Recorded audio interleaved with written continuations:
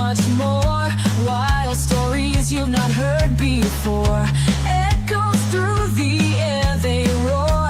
Unleash the beast, let your spirit soar. Fists in the air, the crowds ablaze. Moments that seal the mundane's haze. No fear, no hold in this maze.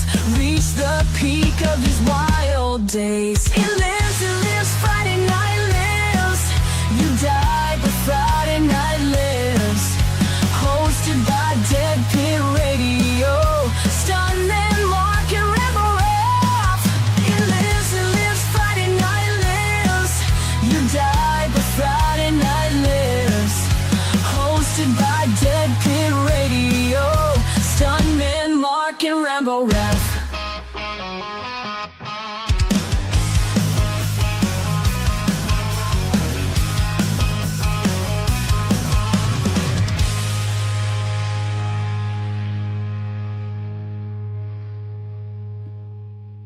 I am scared to death tonight because tonight we're going to be talking about true crime. It's going to be like that guy. What was his name? He used to be on like, Detective Lieutenant Joe Kenda or whatever. He'd always have like those homicide cases he talked about. Like a homicide detective for 40 years. Kind of, we're going to be talking about some of those tonight. But we're also going to be just bullshitting around for a while, taking questions. That's going to be the start of this, is kind of just like ask us anything type of shit as usual. Going to be going through a couple of things too. Go ahead, Ram. I don't say Shamo's and Ken. He was in one of those like fictional movies about John Wayne Gacy. He played like a victim. Like he had to have like a victim in a couple scenes. So we will draw upon you for knowledge when the time comes, for sure.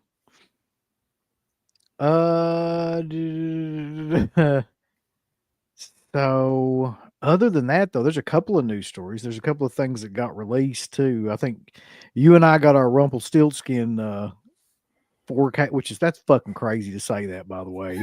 We got Rumpelstiltskin 4Ks. Yep, exactly. Like, what kind of world are we living in where you can have that? It's got the fucking soundtrack. I was like, bulls. Well, I'm gonna be to the soundtrack of Rumpelstiltskin. Somebody asked me, "What are you listening to?" What's funny for me, I don't even have a way to play it. I don't have a CD player anymore, and I don't have one on my computer, so I can't play it anyway. You could put it in your Blu-ray player. It should play it. Well, I never think of playing my fucking Rumpelstiltskin scene. Yeah, I guess I could.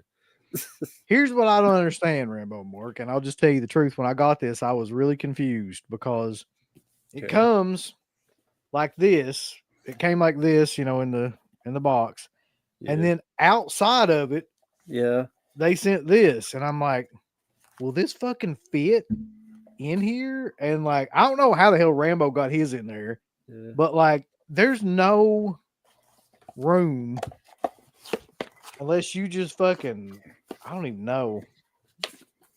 I mean, I have brute force it in there. I'm not gonna try because I'm afraid I'm gonna like rip it in half.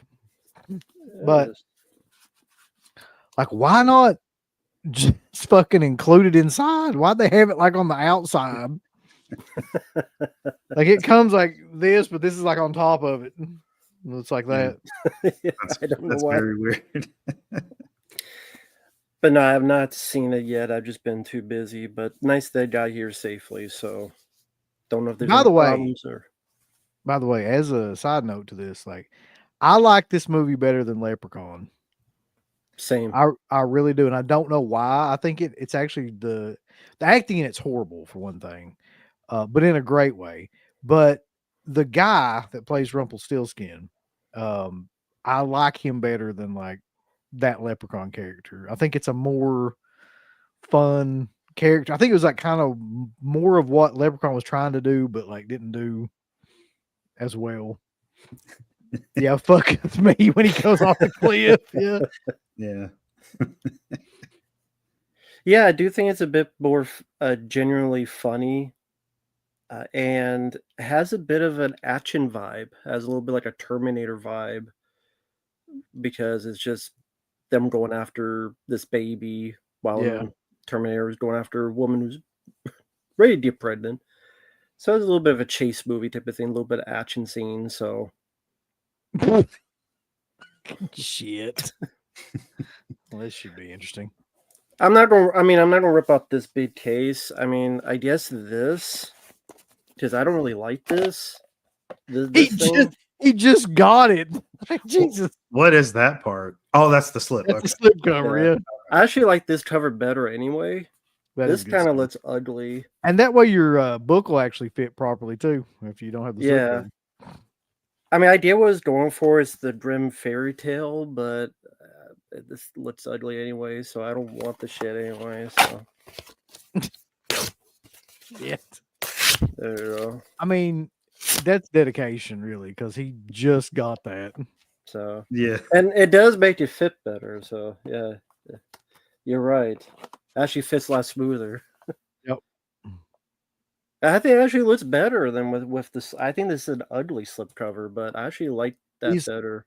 You got to have 15 different slip covers on everything. Like you got a hard cover, you got a slip cover on the inside. It's like, need all that shit. Like everybody needs to calm down. Plus, it's got a cover and it's got this box and stuff, so it's all good.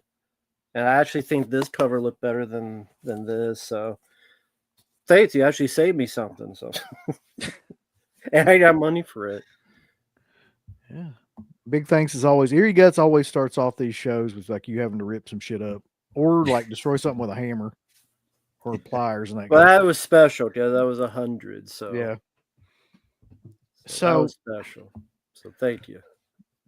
For people just tuning in though, a little bit later on we're going to be doing the true crime part, but for now we're going to be doing just kind of like a Ask Us Anything and going through some of this shit. But speaking of slip covers though, we have an interview coming up Sunday with David Greger. We do actually ask him about slip covers and the trend of boutique labels and slip covers and things like what he thinks about all that stuff.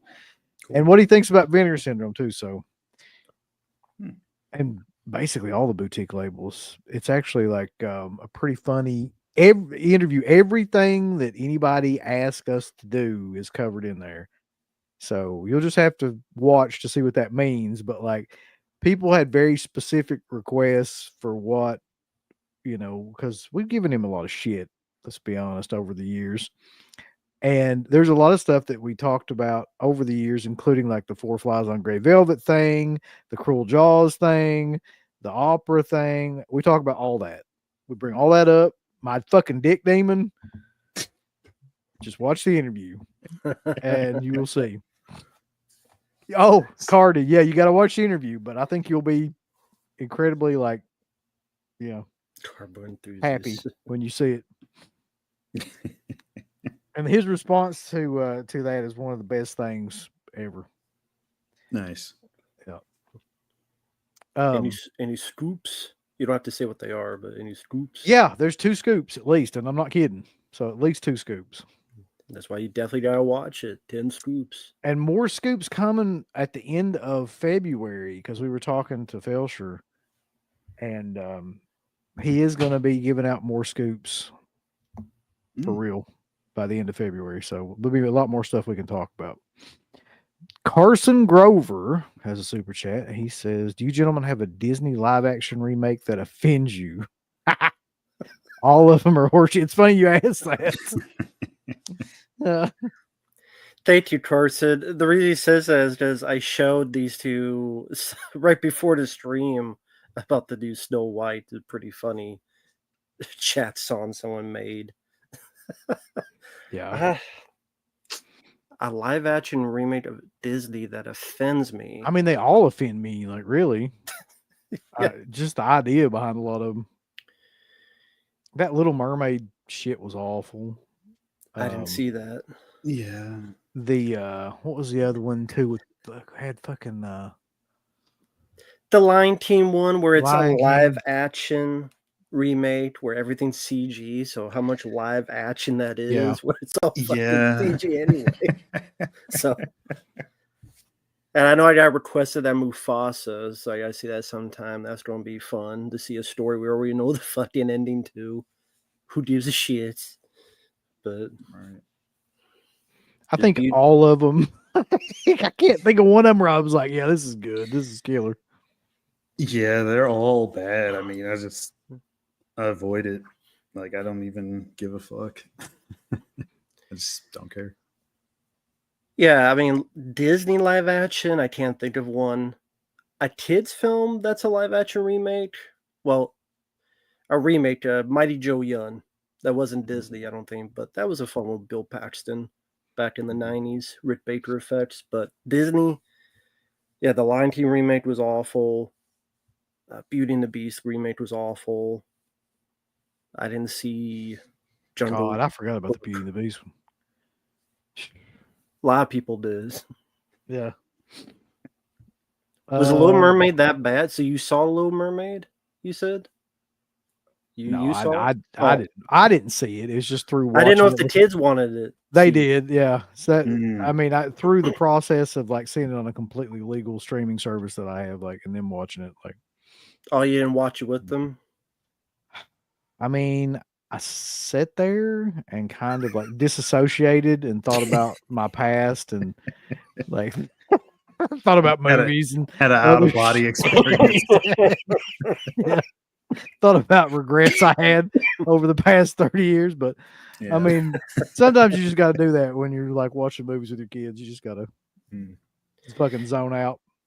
Is it the idea of it? Is it because of the way it looks? Is it because of what they're I think it's forcing all of into it. Yeah, and nowadays it's much more about like it's not. Although to me it always does look awful. Like even those movies that were really popular. What was the ones with like Angelina Jolie? Like I never liked the look of those fucking movies. Maleficent. Yeah, like I just never liked the way they looked. Like I always thought there was something about them that just completely turned me off, but I couldn't tell you what it was exactly. And just the idea of doing movies like that, like I just don't give a shit about them. Like there's nothing about that that's appealing to me. Yeah, I couldn't agree more. It's like everything that I don't like about cinema all rolled into one with each one of those movies. I hate them. And now it's really bad because like now it's all of that, but they're shoving like fucking social messages and stuff in all the movies too. So it's like not only do you get all of the way it looks, but then you have to hear their opinions about all this shit that are kind of just subtly underlying in the film that nobody wants. So it's just a horrible experience altogether. Oh, thank you, Sean Stanlin. Mighty Joe Young remake was Disney. Okay, well then that's what I liked. I completely forgot, but thank you, Sean. But they'll remake Frozen, and she'll be black. She'll be Black Ice or something. Black Ice. That sounds like a killer wrestler from like WCW. Be a killer female wrestler. Hold on. Is there a certain age you wait to start showing your kids? No, not really. Like I usually try to gauge it by like how they are. Like you can tell pretty much like with my kids, like which ones want to watch horror films and which ones absolutely do not pretty early on. And then, you know, as time goes by, if they get into it, like you kind of start off slow, but I don't have a particular age. I mean, I was watching crazy shit when I was like 6 or 7. So, but at least the type of horror film, like, I mean, you could probably show them, I guess, maybe Evil Dead 2. Oh, yeah. Not like Ebola syndrome. Like there's like a dividing. Yeah. I mean, I don't think I show many Cat 3 films ever, like, because there's so much nudity and stuff in them too. But like, I was sitting there thinking the other day when we were watching, I was like, you know what? Like when I was 7 years old, 7 or 8, my dad was watching Bad Taste with me, the Peter Jackson, and I'm like, yeah. So, I mean, what can I say to them? That movie's got gore all the way through it. Right. Yeah. So it's the same here. So I get it. I'd be doing the same if I had kids. If you never saw the original Disney Sleeping Beauty, it's the best Disney animated feature. Yes, I have seen that. And yes, I have seen Shredder. Just watched it for the first time last week, and it has really cool 80s slasher throwback feel to it. You guys seen Shredder, the ski? The snow, that is it Snowboard? snowboarding? Yeah. Yeah. Might have. It's been a long time. I always remembered that cover of like the guy with the like the mask on or whatever. And Yeah. yeah. Yeah. I first watched it just for some reason I thought it had something to do with Ninja Turtles. Shredder. That's killer. Now I know it's a different type of shredding. I bet you were horribly, horribly let down when you watched that movie then. A little bit. But I don't remember the film. I get that confused with the one Vinegar Syndrome released. Oh, Ice. I get those two confused. Oh, there's another one too, Blood Tracks. They're all basically the same looking type of film if you think about it. Like, yeah, that's true. Mm-hmm. No, Card, I haven't got to August Underground yet. That's becoming soon. So I don't know. I just now think like if they see like an Eli Roth, but they become a big fan of Eli Roth. Well, there's no chance of that happening. Nobody's a big fan of Eli Roth. But I mean, they did watch Thanksgiving and they did like Thanksgiving, so cool. There's that. Cool. I wouldn't make him sit through Borderlands though. And fucking expose him to that. I'd have him watch like Green Inferno before I'd have him watch Borderlands. And I saw in the news that apparently Tattooed Avenger that's going to be released around August. Yeah. And then apparently someone's going to do a remake of The Faculty.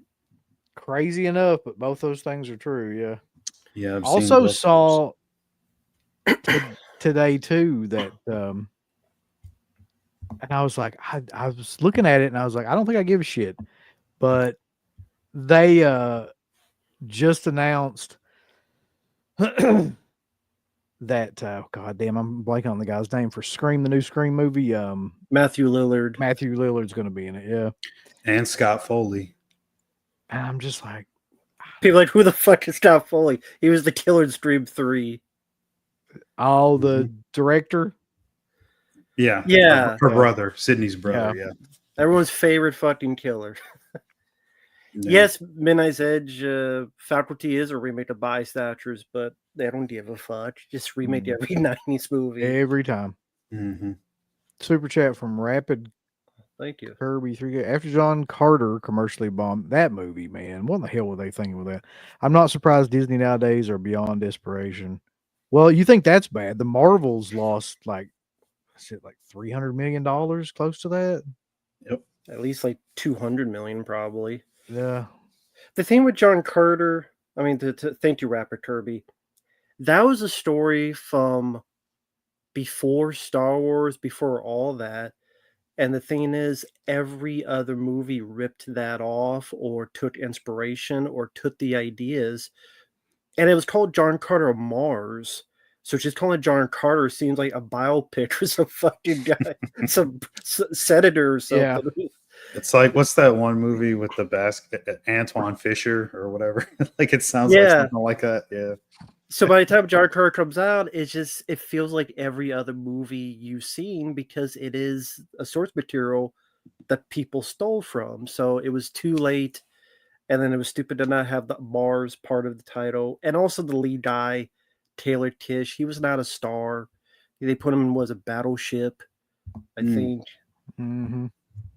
Which was it you or CT who liked the film? I like Battleship. It's a long story as to why, but I do like that movie. Yeah.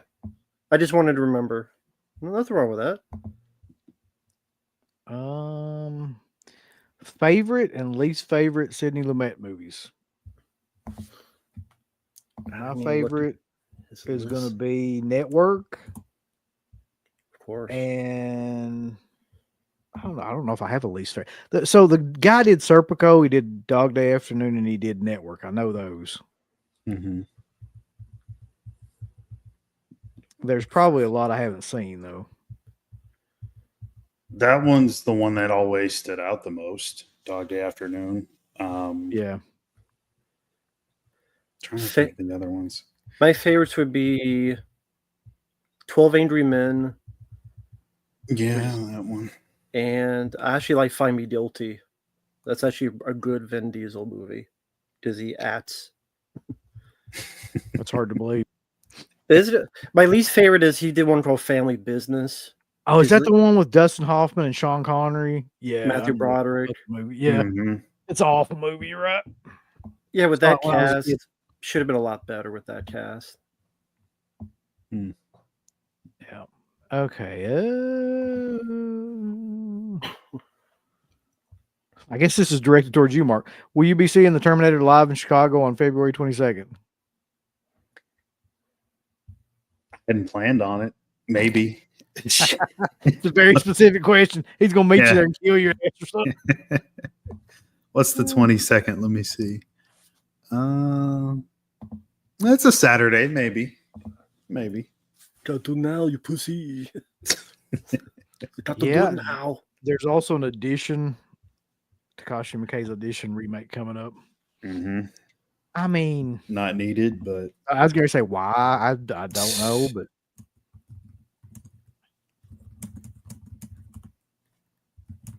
it's just a movie where I struggle to see how's anybody going to make that better or more interesting. Or, I mean, you know what I mean? Like, what are they going to do?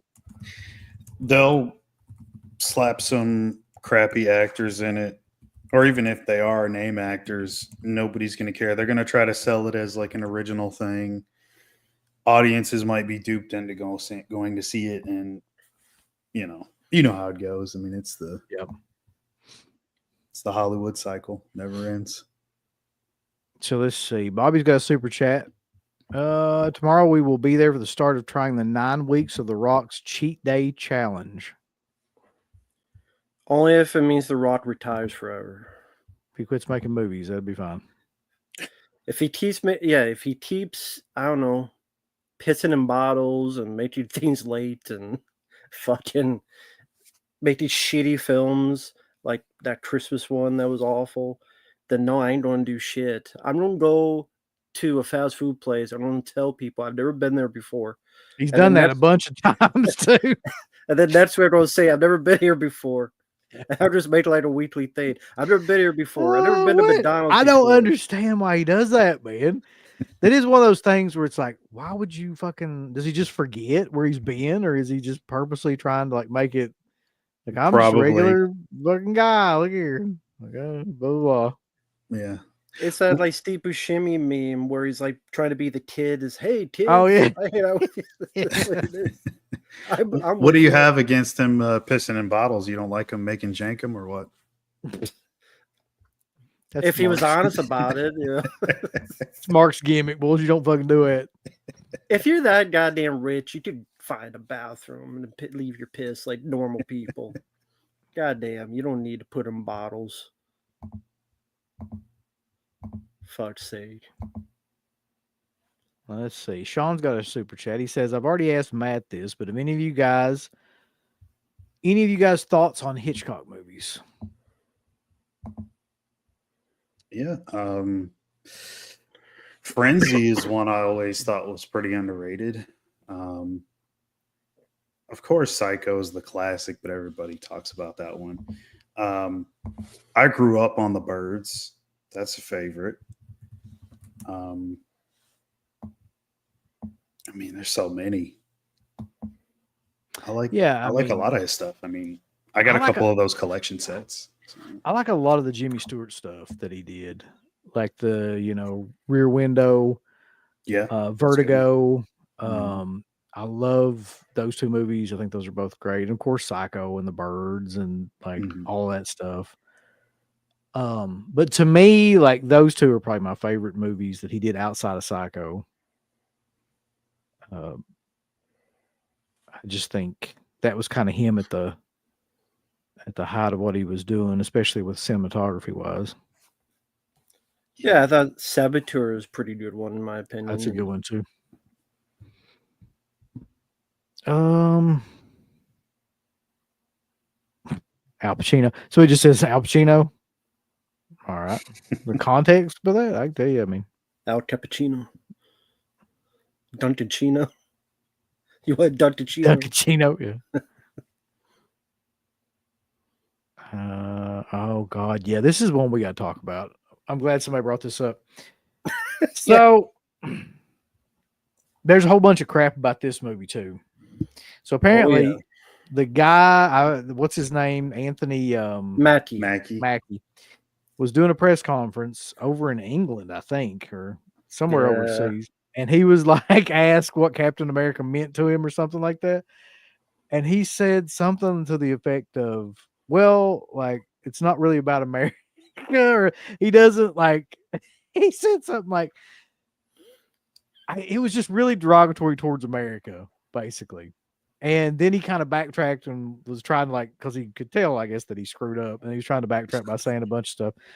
But it's the Disney curse of these fucking movies that are just like trying to be like super liberal, and now you got to hate America and shit, and say that it's like, there's just certain things about it that you're against. And I felt really like, just watching him do that press conference, I felt bad for him more than anything. Because I guarantee somebody told him to say that shit before he went out there, or some version of something like that. Then he should have had the brains to go, maybe I shouldn't say this because it's not going to pan out well at all. So now he's going to get the blame. Or he really felt that way and he put his foot in his fucking mouth. That was the dumbest shit I heard. I got to go on a rant. Yeah. Your name Captain America. That's what the A doesn't stand for asshole. Maybe that's what you are, an asshole. Maybe how about this? You hate America so much, don't call it that anymore. Call it Captain Asshole, Captain Falcon, Captain African American, Captain whatever. It's just, would that be better if it's African American? Maybe that's his issue. Should we call that Captain Falcon, Captain Dickhead, Dickwad, whatever the fuck. It's wild to me though that we live in a time now where you've got the dude playing Captain America saying that he doesn't really like America. Like, that's where we're at. Like, it's kind of like, I mean, that's the one defining part about that character, is that it was supposed to stand, or he was supposed to stand for, like, the people, all these things that make America great. But now it's like the guy playing it doesn't really even seem to believe in that. Or somebody told him that. That's the thing too, where they were in England, he may have been pandering to try to, like, be like, well, it's not all about America. It's, I'm trying to fucking include you guys too to get more people to come. I don't know. But that's the thing. If you go over there, they love Captain America. They love that. They love a guy who loves his country. Just you like. If someone's from France and they love their country of France, that makes sense to me. Or you're Jamaica, or wherever the case. You don't be proud of your country or your heritage or what it stands for. And that's what Captain America is about, is what he stands for. Trying to help the people and standing for the ideals of freedom. It's like these fucking assholes and like basketball, whatever, where this is going off tangent. Like there's a bit at Hong Kong where they want to, like, people in Hong Kong love America. Yeah. They love them. Yeah, that's true. They have American flags and they want to be democracy. So they want to be away from China. So that's the people we should be rooting for. People that want to have democracy, people that want freedom, the people who are oppressed. But then you have these jagoffs like LeBum James, that fuckwad, who's like, well, people should talk about China because they don't understand what's going on. No, you don't understand your bank account. That's what you're worried about, is your bank account. Okay? And it's like, we got to protect the money at all costs, even though it goes against your ideals, because so many people are about the bottom line of money. And those people ain't worth a pot to piss into me, if that's the case. Fuck them. I know it's me being angry about it, but it's bullshit. And then people don't want to call them out on it because it'd be too mean, be too rude. What's the fucking truth? Fight for the people who actually like you and who stand for what you believe. Not people who don't give a shit about you, but it gives a few more bucks to your bank account. You're rich enough already, LeBum James and all these other guys. You're rich enough. Like, help people, but you don't want to. You have to make shitty Space Jam sequels instead. Why don't you go make Space Jam 3 and you go into space for real and you stay there forever? Go without a helmet, walk outside and see what happens, Jesus. LeBron James. You fuck. You don't like LeBron James. No, he's LeBron always been an James. asshole. He's always been a Jesus. dickwad, loser, asshole, fuckhead. Fuck LeBron James. You didn't like Space Jam 2 though? Fuck no.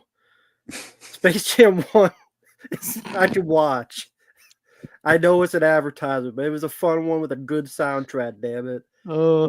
Space Jam 2. Yeah, whereas like all the stunt is too awful, but let's put Clockwork Orange in the fucking movie.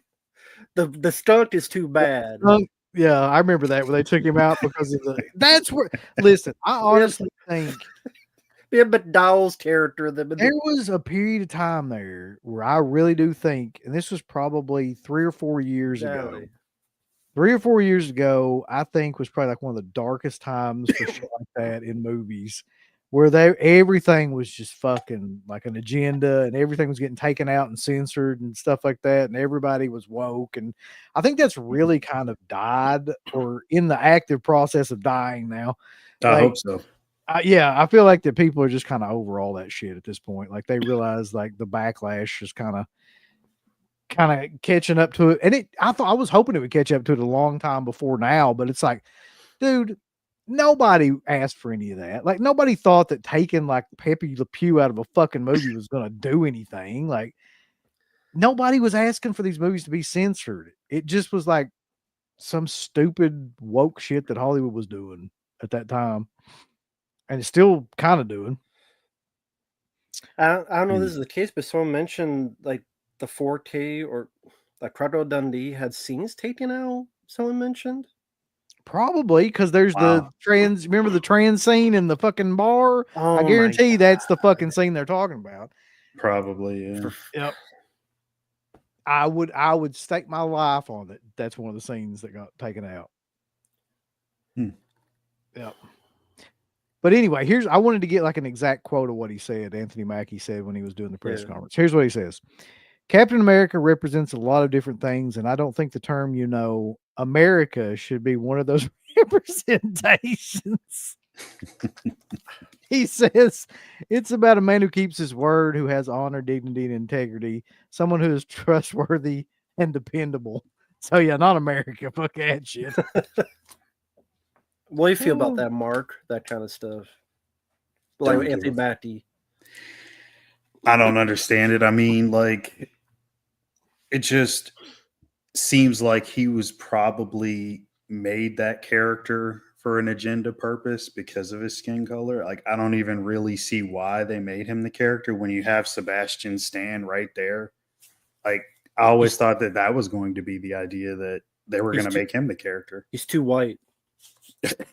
Well, I think he's like of a different country origin, but it doesn't matter. Like the perception, too white. Yeah. I don't know. It just seems like it's kind of backfired. I don't even think that movie's going to do well. They failed again. I mean, I don't think it's going to change anything. They seem to like not making money. They keep making these movies. Yeah, I mean, I don't think it's about making money for them anymore. I think it's about pushing that agenda. I don't think they give a shit. They got money to burn, literally at this point. So, and yet you put that up to the budget. That's because it had so many reshoots, so many additional photography that it's gonna. I don't know how much it'll bomb, but it'll bomb. It'll bomb and it'll suck too. I mean, it'll be horrible. There's no doubt about that. Like, in my mind, because if that many reshoots and that much money, and it's getting pushed out in February, which is the time period that studios push it out to just die, like it's just not going to be good. Are you guys going to pick up the second sight scanners and Brood 4Ks? I'm torn on scanners because it's classic, but it's really boring movie outside the ending. That's actually 100% true. And I love Cronenberg, but God almighty, that movie's boring. It's bad because of the guy, the lead. Like, if it was almost anybody else, like, it wouldn't be the way that it is, but it just is what it is. Okay, is it a classic movie or is it a classic scene? It's a classic concept with a classic scene, I think, but I don't think it's a classic movie because at least almost 3/4 of that movie is fucking bullshit. just boring Yeah. bullshit with that fucking guy and like him. And I as bad as Yeah. he is, like I like it, but like if it was more Ironside Yeah. and less of that guy, and like maybe if they'd even follow Michael Ironside's character, he's a lot more interesting than the other guy. Not even just off his performance, but just character wise.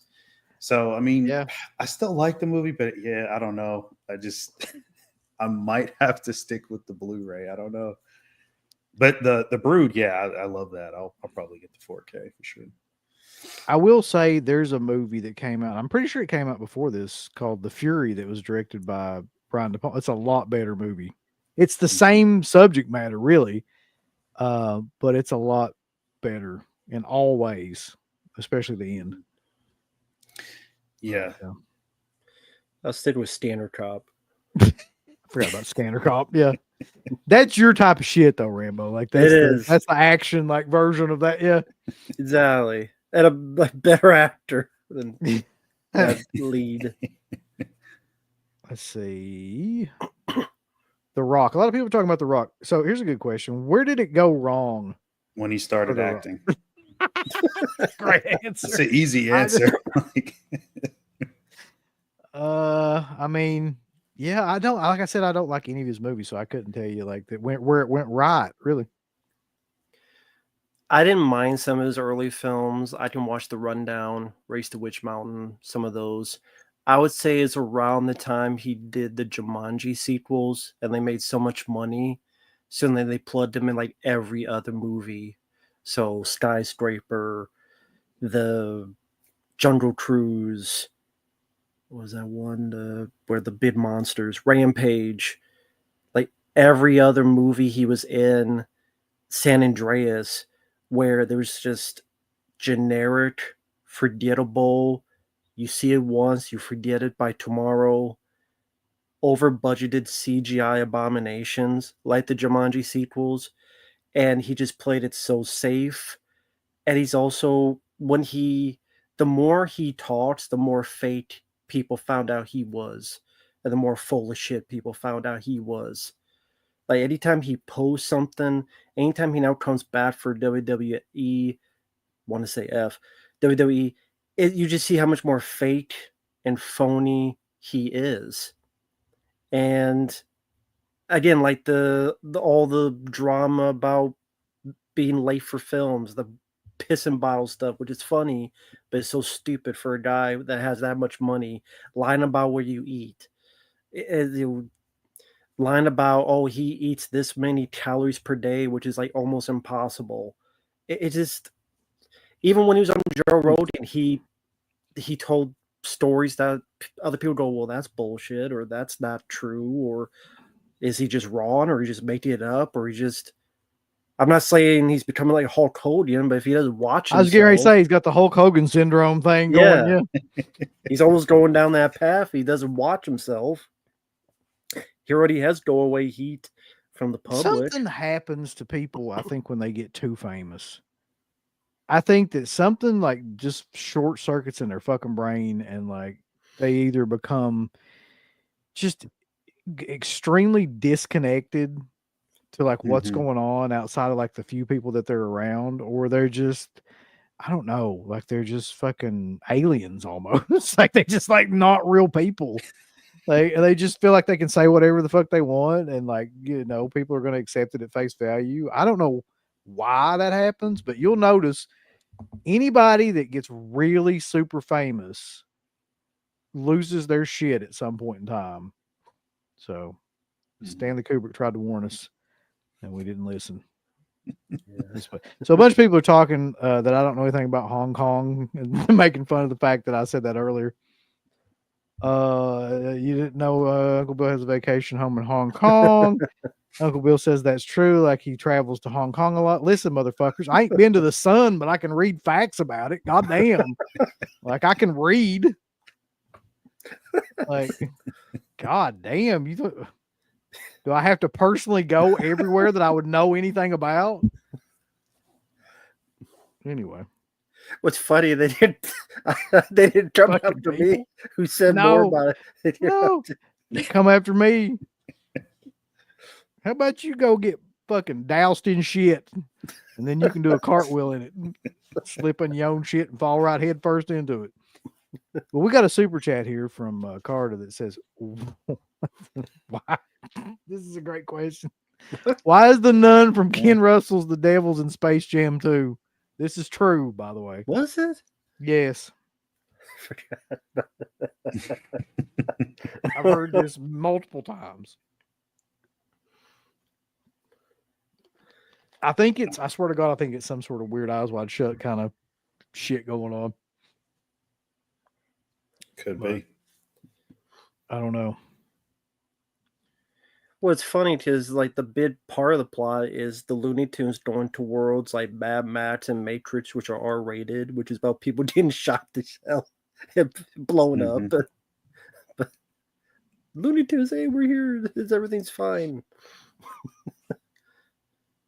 There's Vernon Wells, stooping someone over there in the wasteland. And Caleb Farrar won his basketball game tonight. Good job. Nice. Congrats. LeBron was on his team. He was coaching. Mm. I'm way behind on this chat. Did the Falcon become Captain America in the comics already? I'm sure he did, but everything happens in the comics. Superman fought Muhammad Ali in the comics. Doesn't mean I want to see that happen. Yeah, I mean, I don't read any of the newer stuff, so maybe he probably win now, but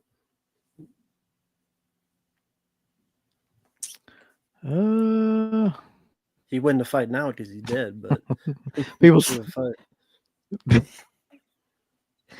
Now I'm 100% going to see this movie. I have heard good things about it already too. In terms of like some advanced screenings and stuff like that. I'm really kind of optimistic about this one. Cool. And there's not a lot of shit I get optimistic about anymore. Yeah, King himself kind of put it over, but I'm like, dude, it's your material, so like I can't really listen to you. Well, he didn't put over The Shining though. I mean, that's true. But like, then again, that wasn't really his book. Yeah, you know what that's I mean? true. Well, what Kubrick did anyway.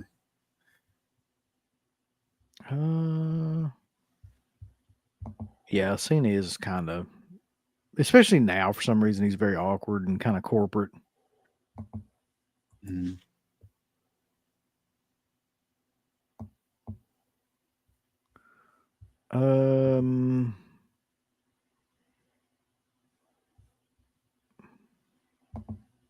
Damn, well, there's a lot of shit I'm trying to wade through here. Hey, fuck, we gotta do this. Fuck, you can have sex with Jimmy Moore and Young Sue at the same time, but you have to hold Jelly Roll's hand as he takes a shit while you do it.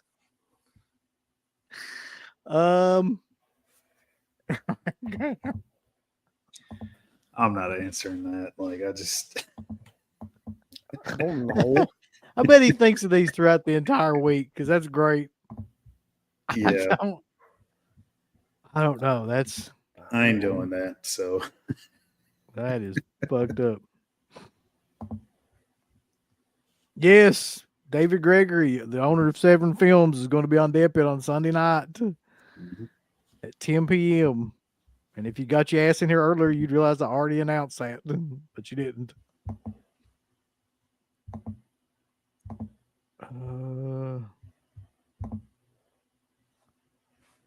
Oh God, Dreamcatcher.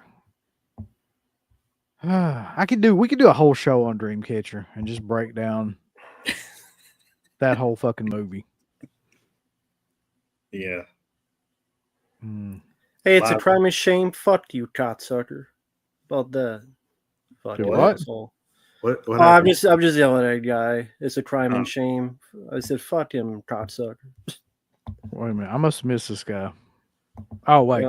He should be missed. I'm willing to. That's killer.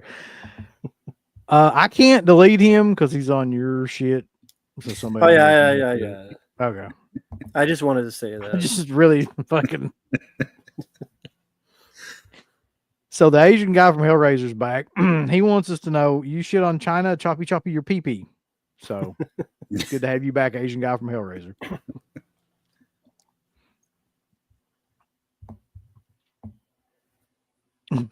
And you do a whole show on Dreamcast, you know you run out of ideas. Listen, I think there's a lot to unpack in Dreamcatcher. A lot of bad, but still a little bit of good. I think there's a lot to talk about in that movie. Mm-hmm. I don't know if we could do a 2-hour show on it, but I think I probably could actually. I could try. Never forget Kai. That's right.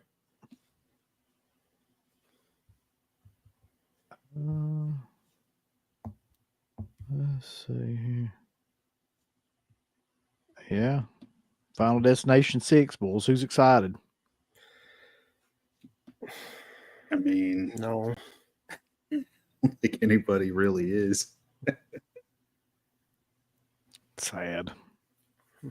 I like those movies, but like, Mm-hmm. I don't know. It's like the diminishing returns thing. The more of them they make, it's just you kind of get more and more tired each time. Right, yeah. It looks like Yeah, are you doing a Vinegar Syndrome thing tomorrow since they're dropping titles? I have no idea. I couldn't tell. I don't know what they're dropping tomorrow. No idea. They have 3 regular titles that they're dropping, and they have like I don't know how many partner label titles, but it's February, so all those are going to suck. Like the main things that they've already dropped, they've already going to do that in November and around December and stuff like that. So now it's like they're just offloading shit that ain't going to be worth a piss. I guarantee it. Mm-hmm. Virtuosity, baby.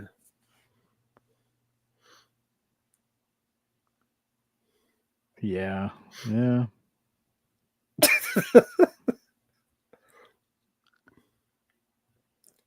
I tell you, you're excited about it.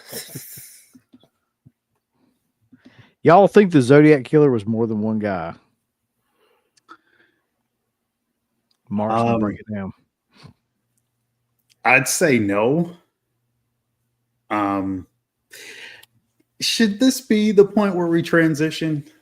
Since somebody just brought that up. Sure. Real quick though, before we do that, I want to talk about this real quick because this is one I thought Rambo would love too. If you didn't see the Arrow announcements for Day Rambo, like the Long Kiss Goodnight was one of I the saw that. I can't wait. the titles that they dropped. So It's about fucking time. Nice. I'm definitely gonna get that one. They dropped the Man with No Name trilogy in 4K in like a box. Is it going to be in a box set or is it like the individual titles and then a box set? It's something. But all those movies, and then that one, and that was the one that I really gave a shit about. Like I was like, you know, nice. So yeah, but yeah, now we can transfer over to serial killers. We talked about this before. We completely understand if like y'all want to stay or leave or whatever. If serial killing is not your thing, that's fine. But like true crime, and specifically like that as the background, we're going to get head balls deep into. Yeah. Hold on. We're gonna start this in just a second. So what was the first case you remember hearing about that got you intrigued in one way or another? That's a great question. Manson. I mean, he's not a serial killer, but that's the first case like true crime that got me interested. Yep. I'd say probably, even ironically, Zodiac maybe. Just because of the anonymity of it and all the people that have been working on it and still never really been caught. I mean, there's several theories about who it is. There's a million message boards and groups of like people trying to figure it out. So I would say that one for me. So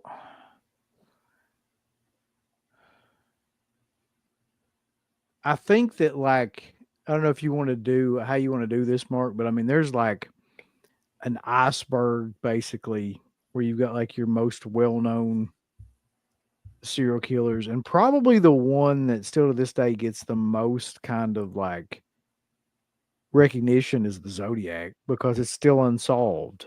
And it's one of the very few cases like that that had that high profile kind of situation that's still unsolved. And if you've seen the movie Zodiac, there's like 1,000 Zodiac movies actually, but the David Fincher one is the one I'm talking about.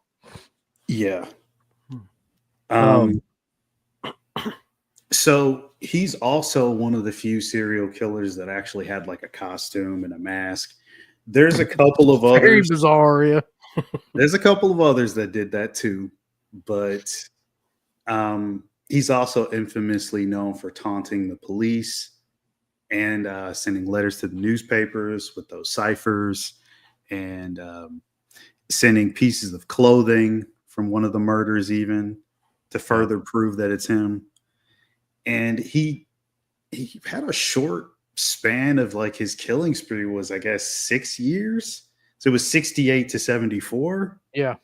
Well, technically like 72, because like he was sending letters and stuff around 73. And I think the last letter they got was in 74, which sort of ties into the one of the main suspects that people always thought it was, which was Arthur Lee Allen.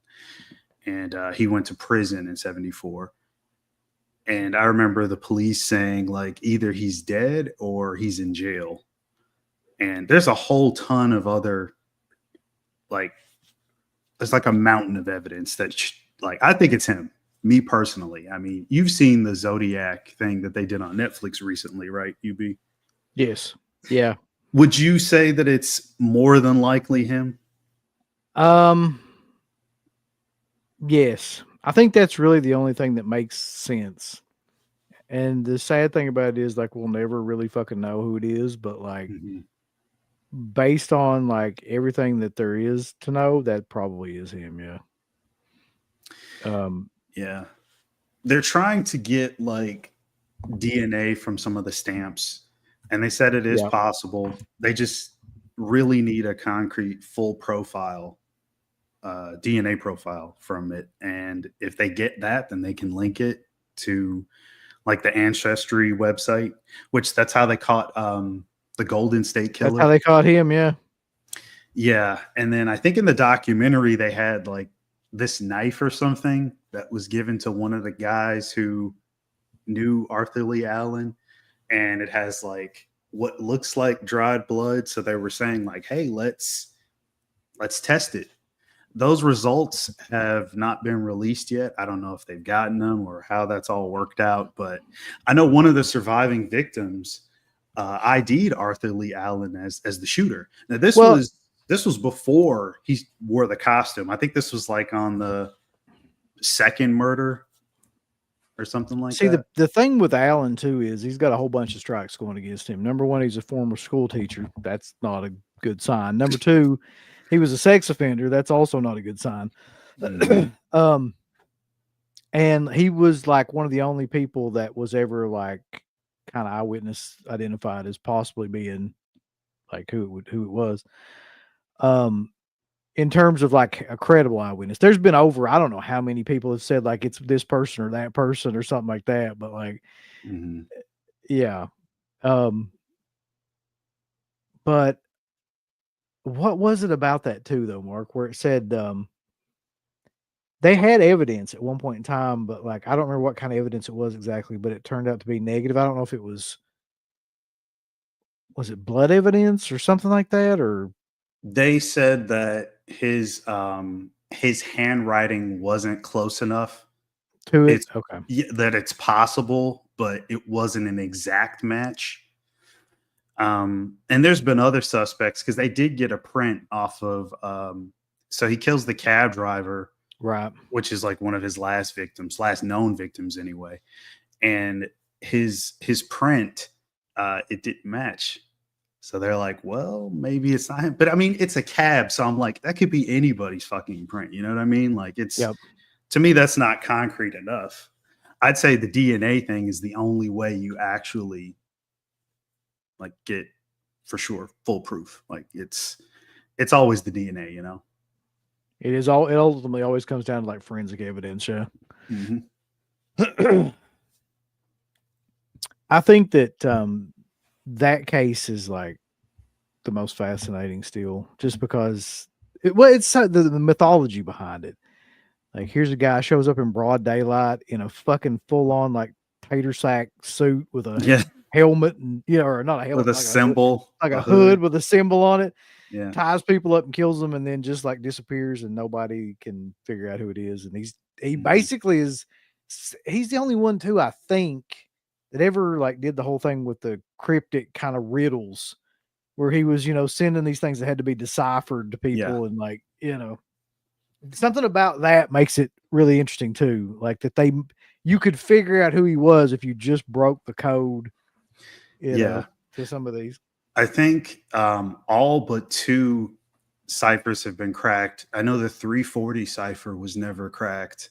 The first one that he did was cracked by like a high school teacher and his wife. They figured it out, but they couldn't get the last 2 lines of code deciphered. But it said something like he likes to kill.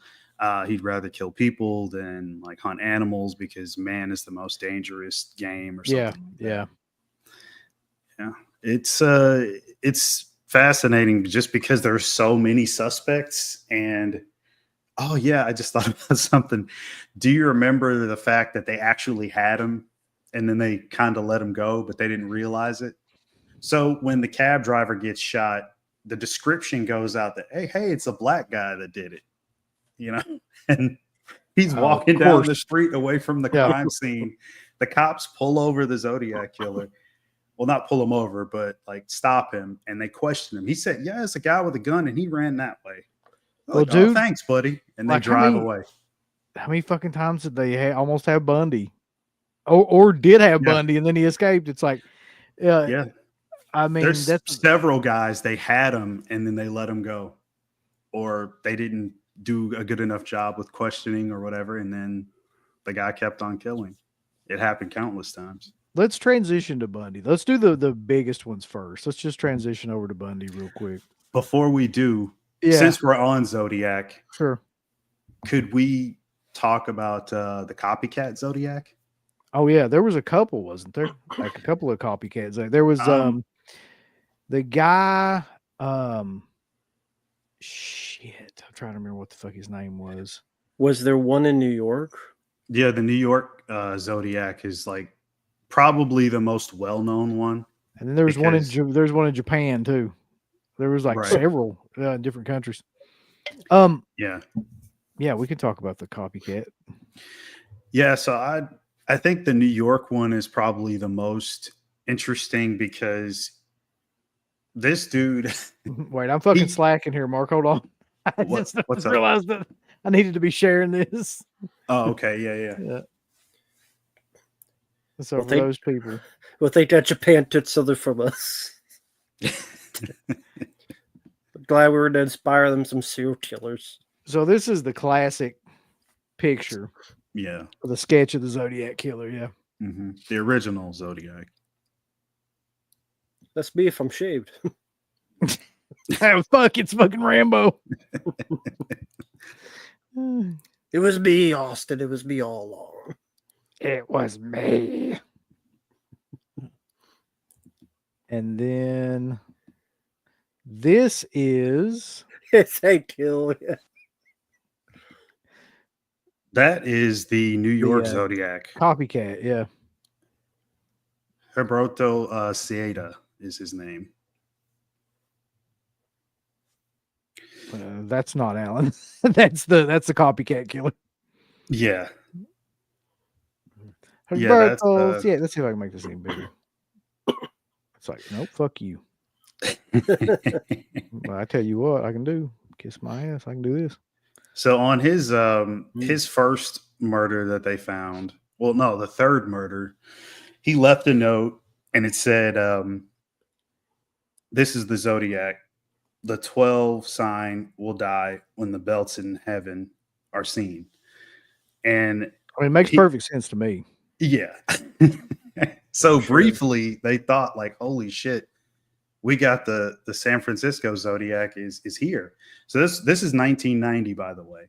So he still would have been of age. He still would have been alive at this point to have committed the murder because the victim was shot.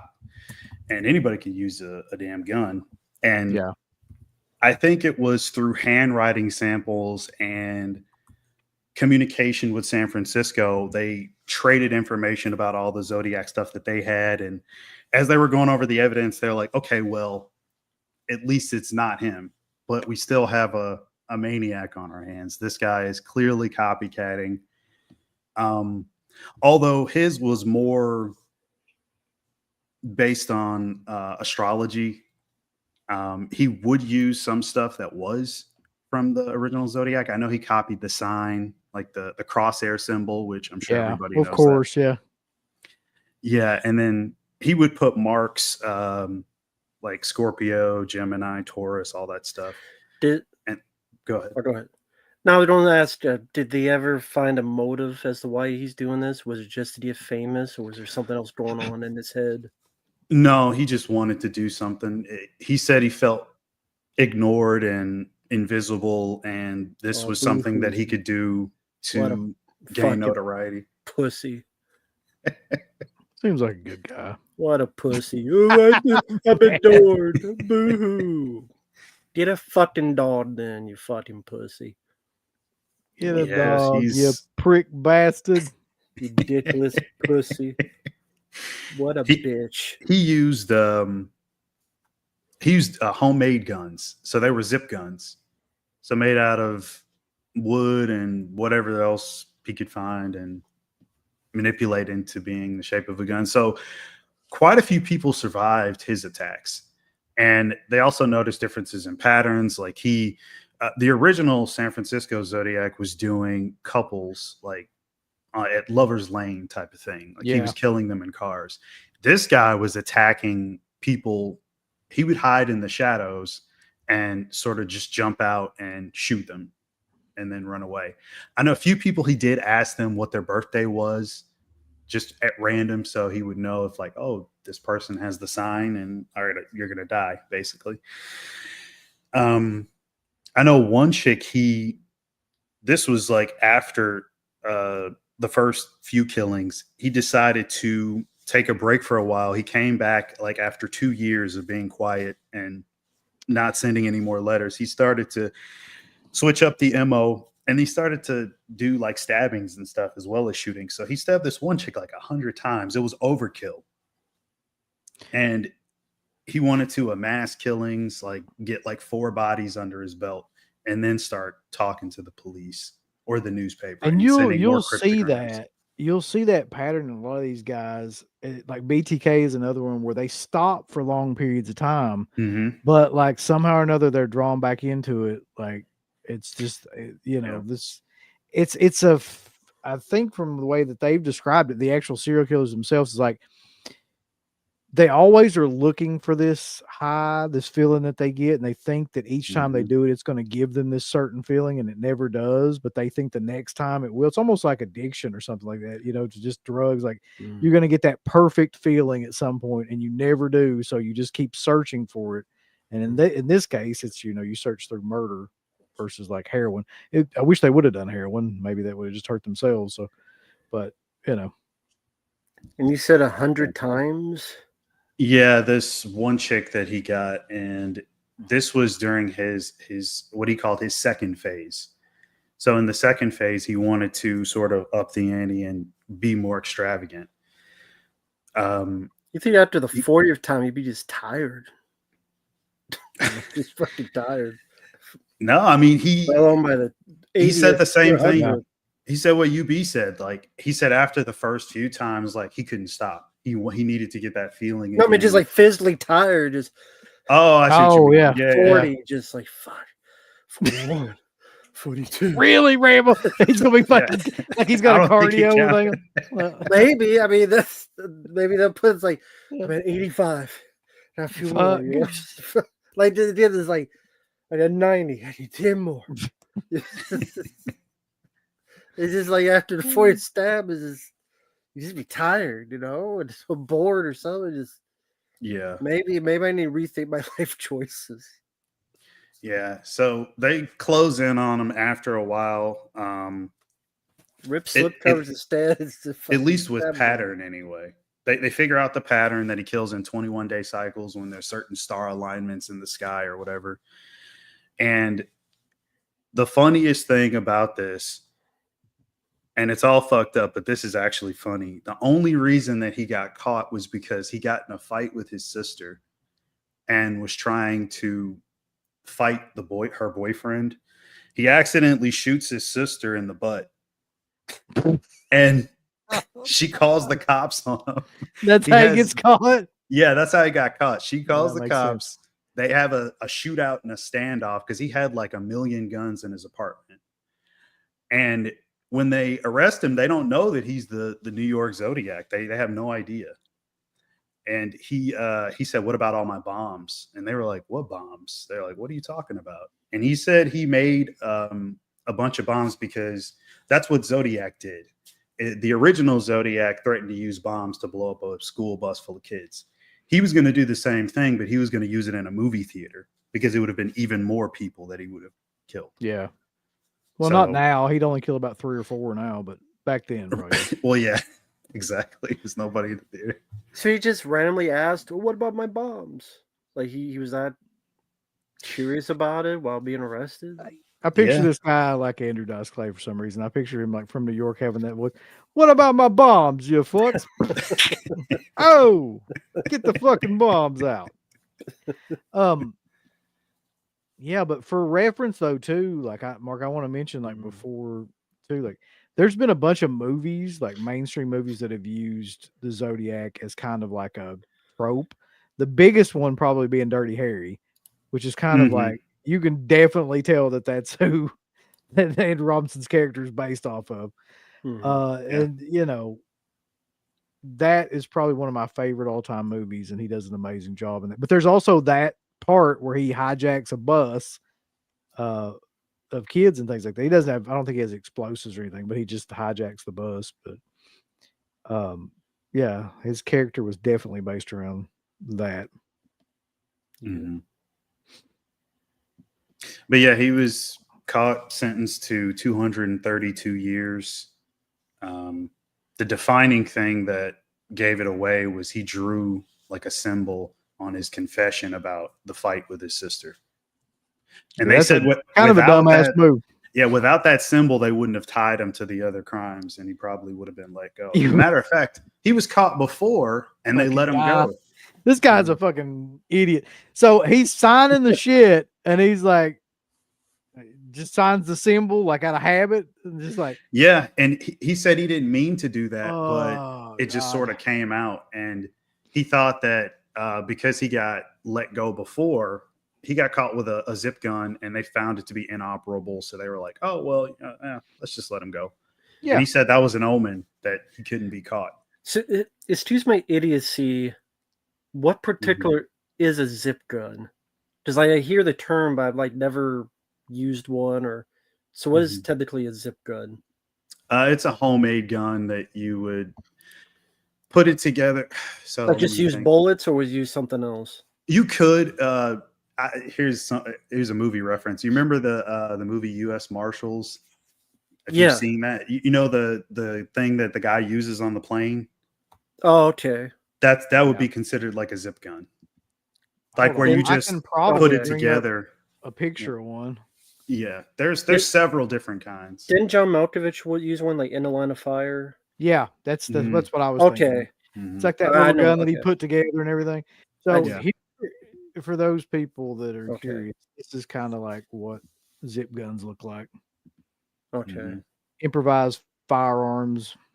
And it's not really easy to trace because of Somebody wrote cardboard. Desert Eagle on the side of that fucking thing. Yeah. Yeah. Yes, indeed. So is that wood or That looks cardboard? like that's That definitely looks like wood. wood. Yeah. Yeah. Wood? Okay. Interesting. Okay. Yeah, that's true. LA Jewel says Uncle Bill's gonna have the fans at his door with his search history. They're gonna be like, this motherfucker's going crazy. Oh, all right. Oh, don't worry, Jackson. This is wood. I know. She's just Oh, sharing yeah, some it's, wood. it's not a gun, it's wood, yeah. Not that kind of wood. Right. But yeah, It looks like something like a little kid would play with. I mean, you never know in a million years Yeah. that was an actual functioning thing. It looks like mhm, a Right. weird. Exactly. it does. But it can do some damage if it's close range, depending on what your projectile is, stuff like that.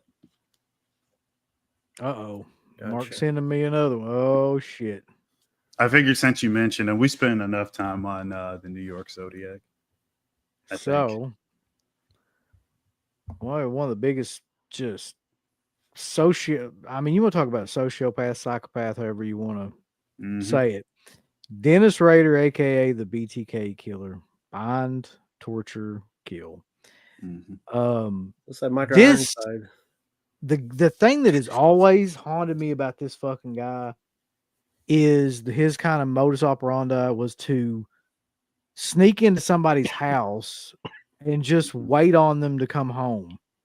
So he Mhm. would be in your fucking closet or something when you came Yes. home, and then he would just jump out, point a gun at you or something, tie you up, tie the whole family up, Mhm. and then just systematically kill everybody.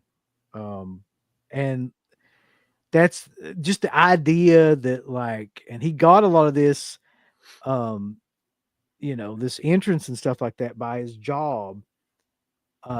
So he would case certain people's houses, and then he would break in and he would just wait. Mhm. And there's something about that that's just like horrifying. Fuck you, Yeah. Nubbins. What's Nubbin say? Fuck you, Wow, man. these guys look like real. Better watch it. I'm make a name for myself in a bit. What the fuck? You're about 5 to 10 months.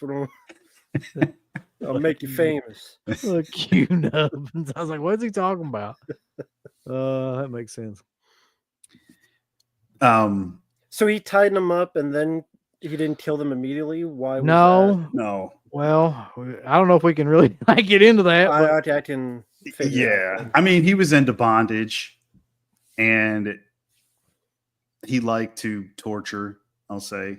Yeah. Trying to keep it limited on how much I disclose.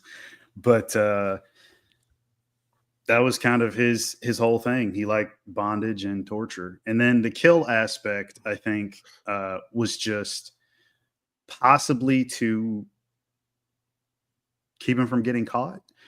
This is another guy that had a mask, which I don't think many people know. It's a very creepy looking mask. I don't know if he ever actually wore it during any of the crimes, but he did wear it when he would take Polaroids of himself in bondage situations and wearing women's lingerie, which was also the Jesus victims. Christ, are you It was- shitting me? Yeah, it was the victim's lingerie. He would take it, put on this really fucking creepy mask, and take Y'all all ain't ready. sorts of weird positions. Y'all are not ready for this mask. You ready? I got a picture of it. Oh, you found it? Okay. Yeah, hold on. This is stuff that nightmares are made out of here. Yeah. That's the mask. Mm-hmm. Uh, Yes, Dylan, that they are terrifying. It's just the way he would position himself and the clothes he had on, like, or lack Mhm. thereof. It's not a nice sight. Looks like Rachel Zegler.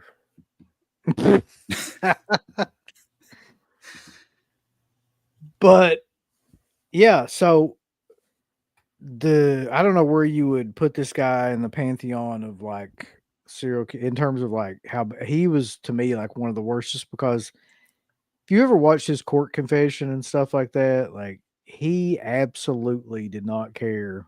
Like he spoke in detail about everything that he did, and like broke everything that he did down, and had no kind of emotion or feeling. He's a true psychopath, really.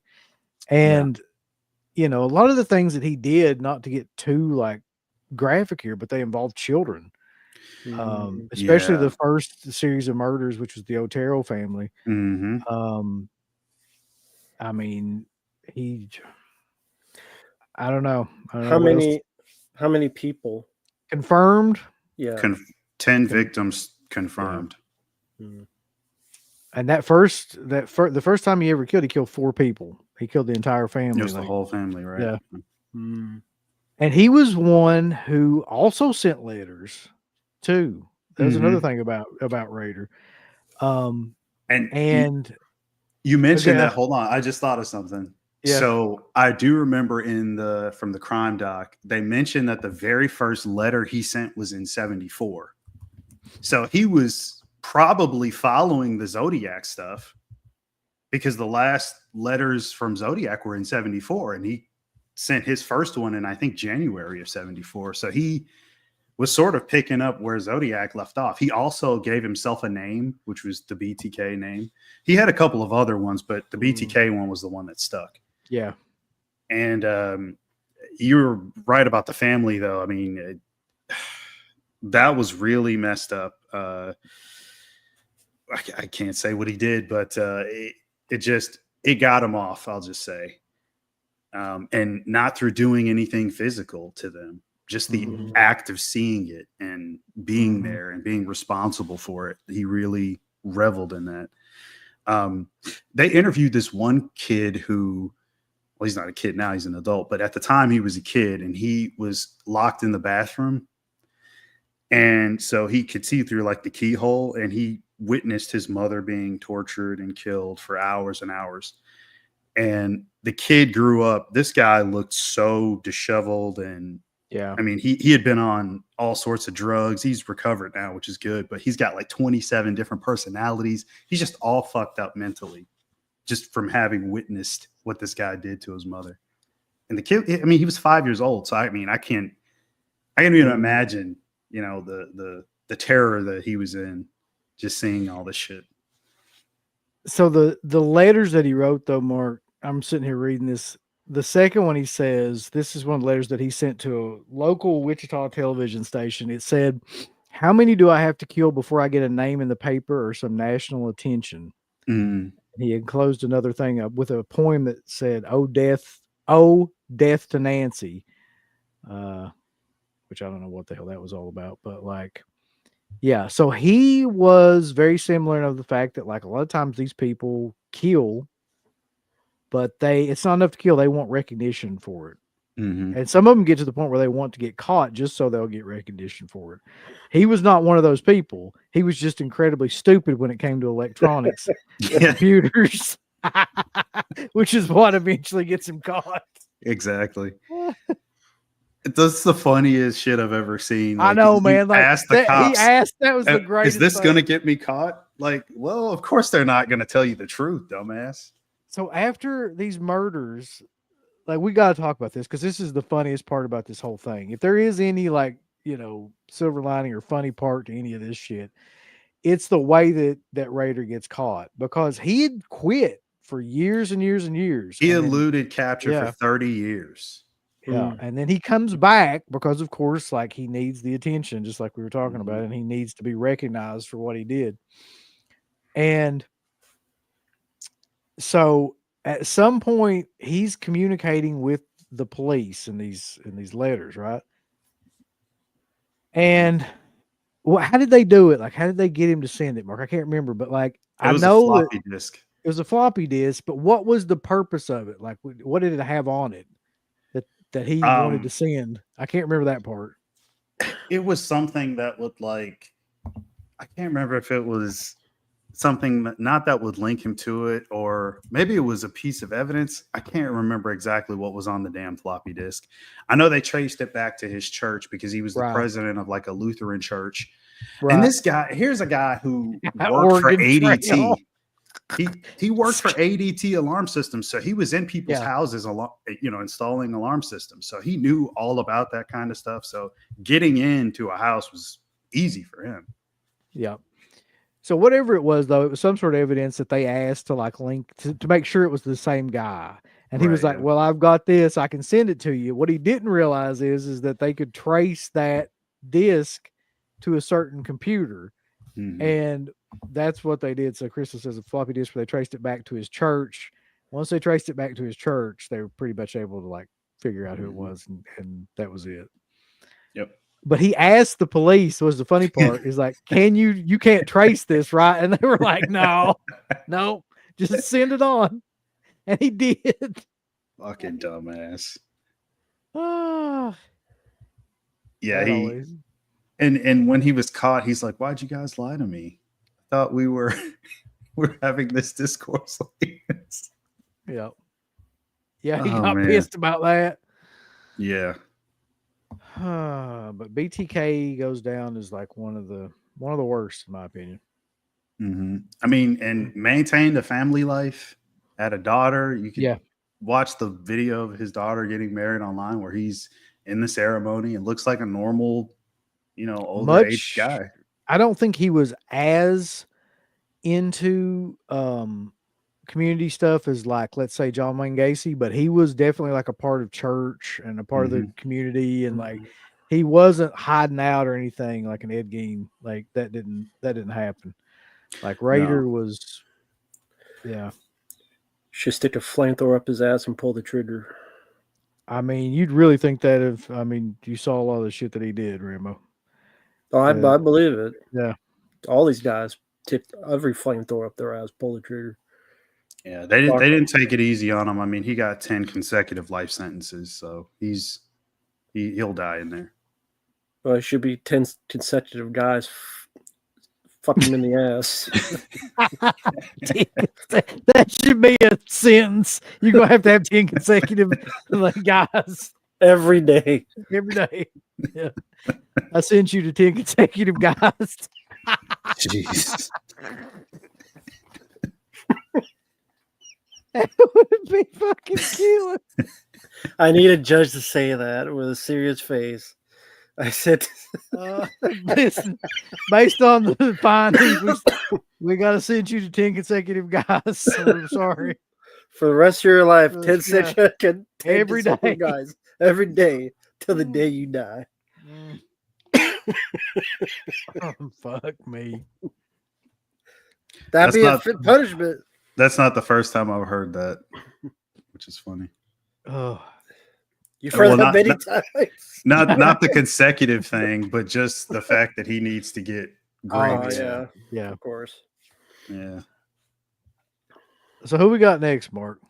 I'm sending it to you right now. And this is another one that people know pretty well. I can't wait. I'm actually excited. It's like playing like Jeopardy with serial killers. Hold on. It's all right. It should be in there any moment now. There's a lot of good ones people are putting in the chat. And by good ones, I mean like ones that have interesting backstories. Ramirez. Yeah, we don't think any of this is good. We're all good people. Oh, this guy. Now this guy. Yeah, this guy. It's terrifying to even think about how many people this guy could have possibly killed. Mm-hmm. The Green River Killer, Gary Ridgway. So the most, to me, when I see this guy's name, the thing that immediately pops up is like the possibility of how many people that he killed, which is, what was it? Like it could be in the hundreds. Like he claims it's about 70 to 90. Yeah. There's some that he can't account for, but at least 70. The number found and confirmed was 49. Yeah. So Ridgway, if I remember correctly, though, Mark, and you'll see this pop up quite a bit in these cases too. Wasn't he like a truck driver? Wasn't that his thing, his job? I don't think so. But I don't remember what he there did. were some that were like long haul truck drivers. Yeah, he worked at Kentworth Truck Factory. Yeah, he worked at a factory. He worked at a factory. Yeah, I thought he was. I guess by that I thought he was a truck driver. Okay, Yeah. but a lot of these guys that were serial killers would work in some sort of job where they would like move constantly. It'd be easier for them to get away with the stuff that way too. So if they had like a truck driver job or some sort of job where they would leave, things like that. I know that was Keith Jesperson. That's the happy face killer. He was a long haul truck driver, literally went all over the place, state to state. And so it gave him nothing but access to potential victims. Yep.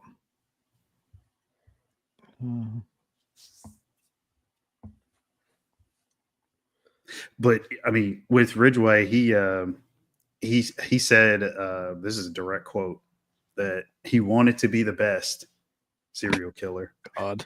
And he considered his body count to be pretty damn good. That's what he said. So he reveled in the fact that he had a pretty high body count and thought that he, couldn't be caught either. That's a lot of these guys. They get so fucking cocky. They think that they're just above the law, that they're never going to get caught. But he did, like all the rest of them. I think he is more actually famous more for that nickname, like, and the investigation too, than he is for actually like a lot of these others are just for kind of who they are. Right. But that investigation and that manhunt and everything that led up to all that, like, is probably more famous than he is, because that's one of the things about giving serial killers nicknames. Like, I'm not sure like how great of an idea that was. Do you remember his motivation for starting to kill? No. So I'm afraid to know. It's kind of funny. So he killed mostly like prostitutes and stuff like that, homeless women, whatever. But yeah, of course, a lot of them would frequently prostitute themselves as well. But he got 2 STDs when he was in the Navy from prostitutes. Yeah. And right. Yeah. And that was like in the early 80s, I think, or late 70s. But that sparked his. He got pissed. I mean, he was still using it. I mean, he was a grapist, which it doesn't really add up. I mean, if you hate them, I could see maybe you like hurting them to get with a mustache like that. He'd have to pay for it. Guy looks like a goober with an Adolf haircut. It's like a goober. It's funny you say, like, you talk about his looks. He actually was married, I think, twice. And the second time he got married was during his killing spree. And that's why he took a break. He stopped because he said he found love. And I'm just thinking, must have like, paid her off too. Well, one of his things that I remember too, Mark, was that like he was like super hypersexual. Like he wanted to have sex like 3 or 4 times a day, every day. And if he didn't, then he would get like super pissed off and like, go and find somebody. And that was kind of partially the motivation for what he did later on too. Yeah. I mean, he, I think he said his first victim, from what he remembers, was 1981, and he was caught in 2001. Yeah. So he went for a pretty long time where he didn't get caught. And there were several times where they had him and let him go. I remember one instance was he picked up this prostitute and she had a boyfriend, which is really weird. And the boyfriend follows her and goes to Ridgway's house with her. And then he doesn't hear back from her, gets the girlfriend's father. They both go over there. They take the cop over there and they're like, we haven't heard from her. We haven't seen her. We don't know what's going on. And the cop actually knew Ridgway. And he's like, hey, Gary, you know, like they're buddies. So it's like, you know, they have that, you know, thing with in between them where like they're friends. So it's like, he's like, you know, it's just Gary. He just gave her a ride. You know, he dropped her off on this corner. Never found her again. And then, of course, later the cop was like, it's the biggest regret of my life. I should have looked into this a little bit more. And it's like, you think? Yeah.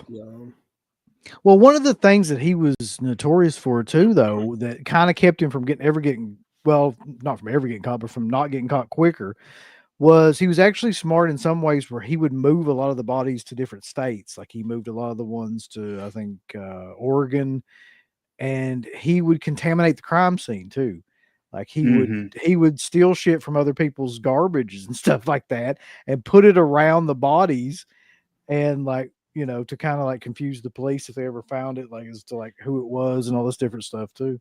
Yeah, I think because so he was his main dumping ground was the Green River, but that side of the tracks, that area became really hot with police activity because they're finding these bodies like every other day or every other week. They're finding more and more victims. Yeah. So all he did was like go on the other side.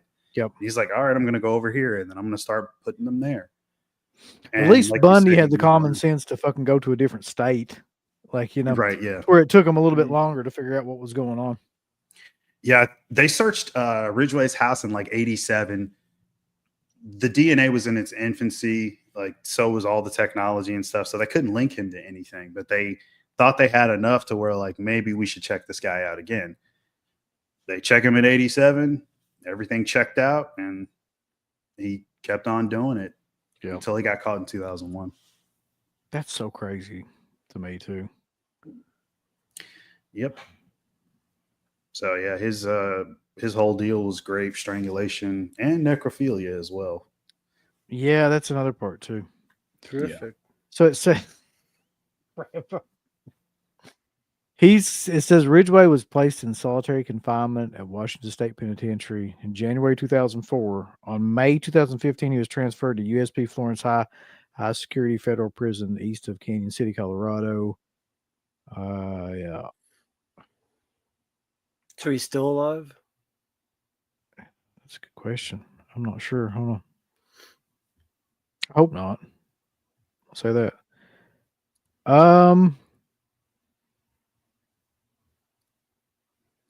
Yeah, he's 75 years old and still alive. Unfortunately. Crazy. Oh, damn. Motherfucker will probably never die. Yeah. Tell you, 10 consecutive guys every day will fix that problem, maybe. Consecutive sentence, guys. He got 49 consecutive life sentences. Well, maybe he needs 49 consecutive guys. That is fix his attitude. Fix his attitude problem there, buddy.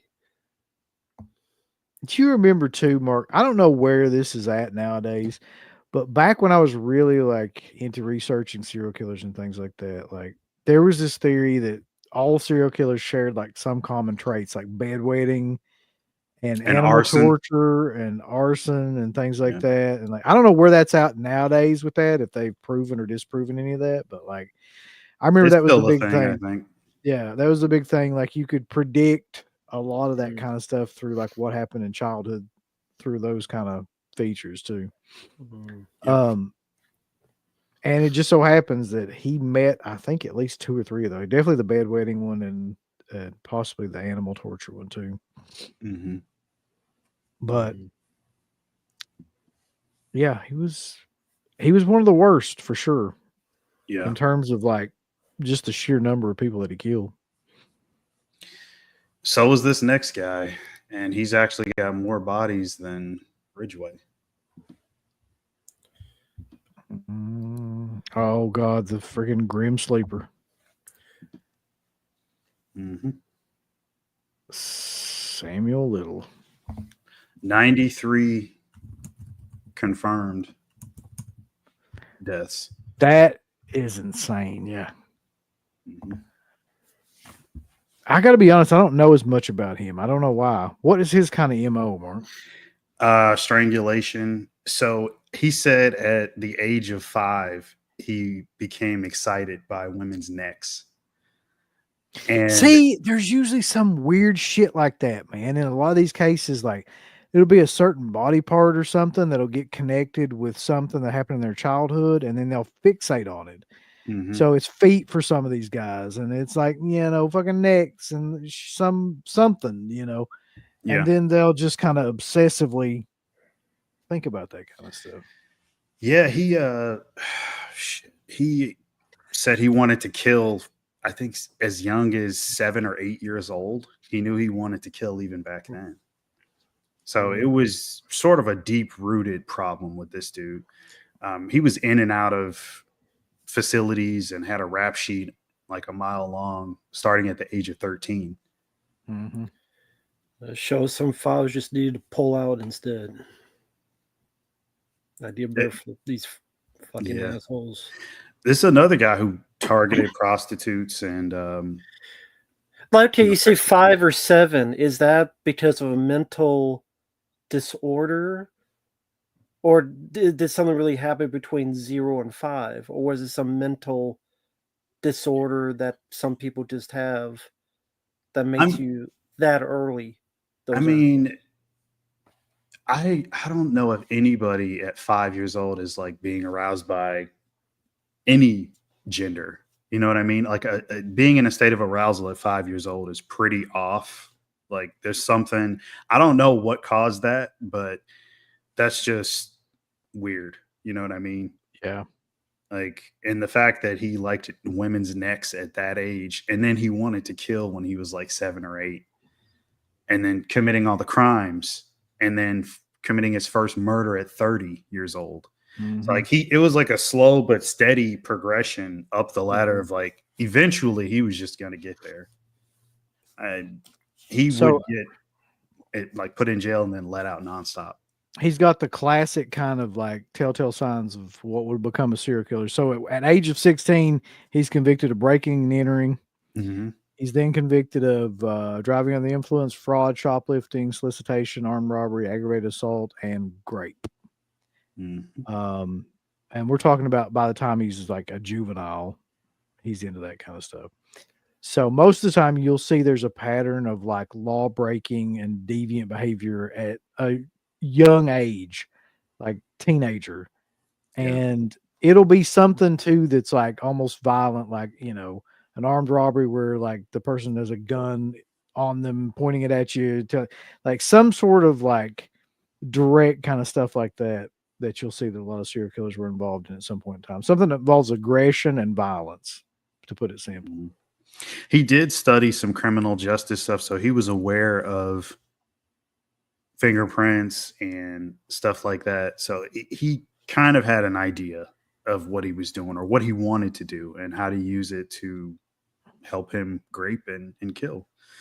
He becomes like a state to state transient. So he's just moving around all over the place. And at one point they ask him there's a lot of victims that could be linked to him, but they're not sure. So they're like, who did you kill? How, where? He knew all the details. And they gave him like paper and crayons and stuff. And like he drew out every victim. He knew where they died, how they died, what he did to them. They got led to several different bodies, which is how they got to the 93 number.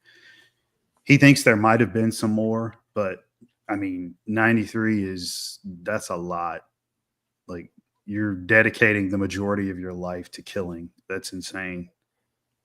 I mean, and we're talking about over the span of from who knows really, but like what they, I guess, can confirm, like the 60s, I think 70s. He said 1970. I think was the first one. So from 1970 to 2005. Right.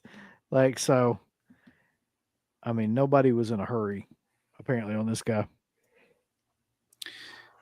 Yeah, I mean, what made it difficult was that he was just all over the place. So it's not like every state, or even hell, like in certain states, they don't connect, they don't share information, especially not in the 70s. There's no computers, there's no internet. So you're just, whatever's in like your precinct is what's in your precinct when it comes to criminal cases. Yeah. So the pattern of it, like, oh, there's another strangled prostitute that's been raped. Well, okay, but I mean, how is Joe Schmo in the next county going to know that? So there's no way to connect it until, of course, 30 how many years was confirmed? 93. Well, is that confirmed, or that's how many they think? I think that's confirmed because he would give them the location. So it was some FBI agents and like a sheriff, and he drew out all the stuff, and then he led them to all the bodies, so that the victims could get closure. And he did it in exchange for like small stuff. Of course. Not like time off or anything, but just like, I mean, Snickers bars and shit like that. Like it wasn't anything. Yeah, he knew he wasn't getting significant. out, so fuck. Exactly. Yeah. He's like, I'll just take a Milky Way. Fuck it. 93.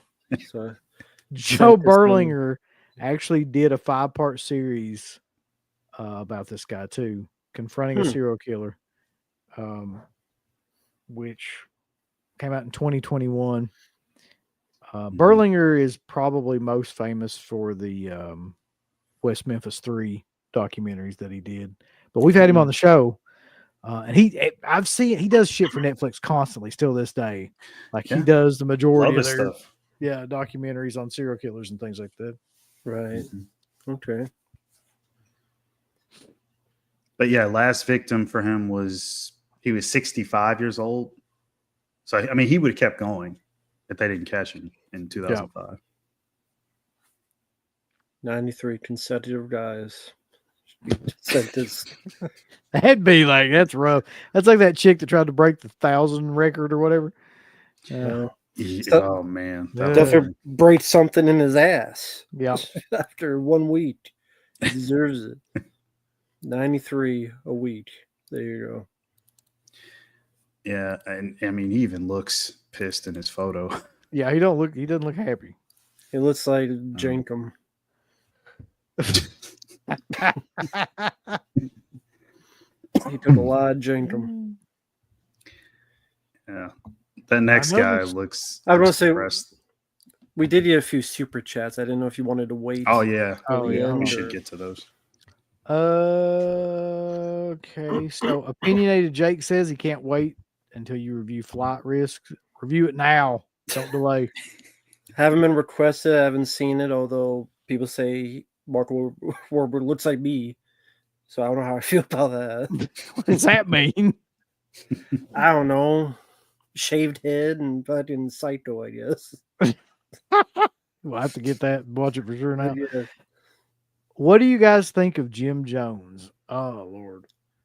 So he wouldn't be labeled a serial killer, right? No. Just a cult, Not really. He's a cult mass leader. killer, if anything. Yeah. cult figure killer. Yeah. I have a lot of thoughts about Jim Jones. I mean, it's true crime, and it was a crime. So yeah. He definitely fits in the category of. He was another Charlie Manson, just under a different kind of like vise, you know, in the religious world. He was. So, what did he believe in? Manson. Like, what was his whole belief? He essentially believed that like that modern society was falling apart, and like the only way to survive would be if like that whole commune and everybody that was in it were to be segregated from modern society and like lived on their own out in this place where they grew their own food and kind of like took care of themselves and could practice their religion. Essentially what he really wanted though, Rambo, was the ability to sexually abuse a bunch of his followers without getting caught. That's what he wanted.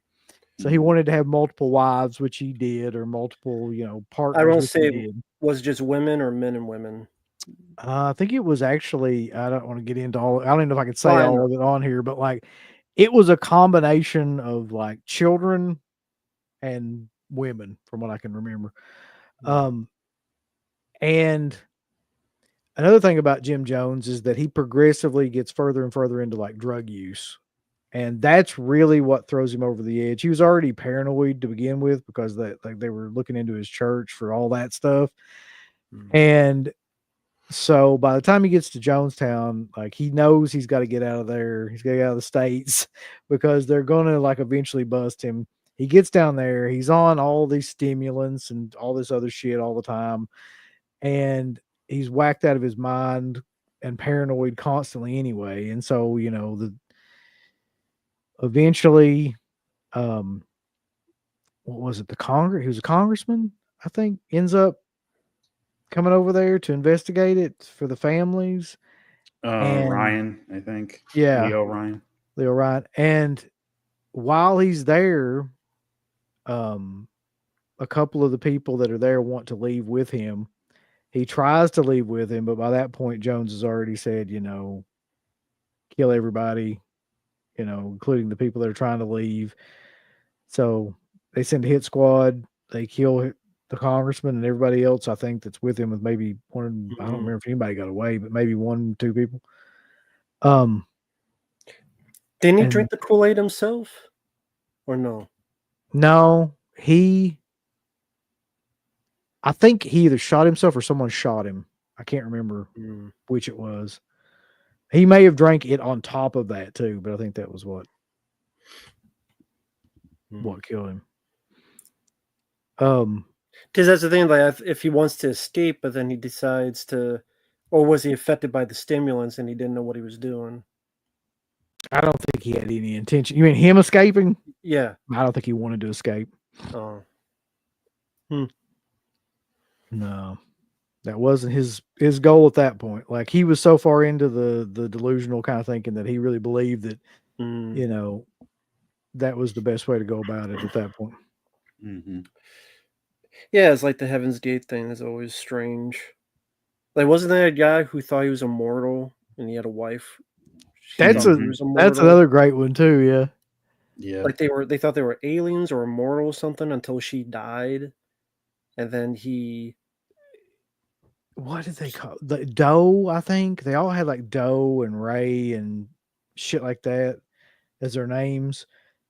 And wasn't it like we all gotta be asexual, but then they found out he was with guys, but then he's like, okay, you all gotta, because by that point they all did something to their units. Castrate. Yeah. They somehow or another. Which, how do you get to that point where it's like, yeah, sure, I'll do that to me myself.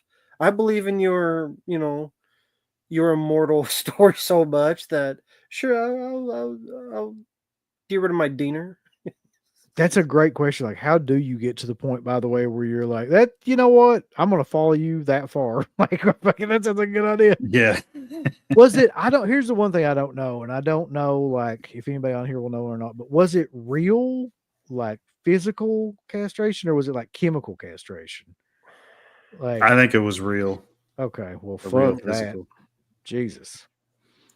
They interviewed one of the guys that admitted that he actually went through with the whole thing, and I don't know if he was allowed, which I don't know how the fuck he didn't like die from shock or from the pain of it all. Like, I don't think he was allowed like any sort of like numbing agent or anything. He just, I feel like that's a lot of drugs.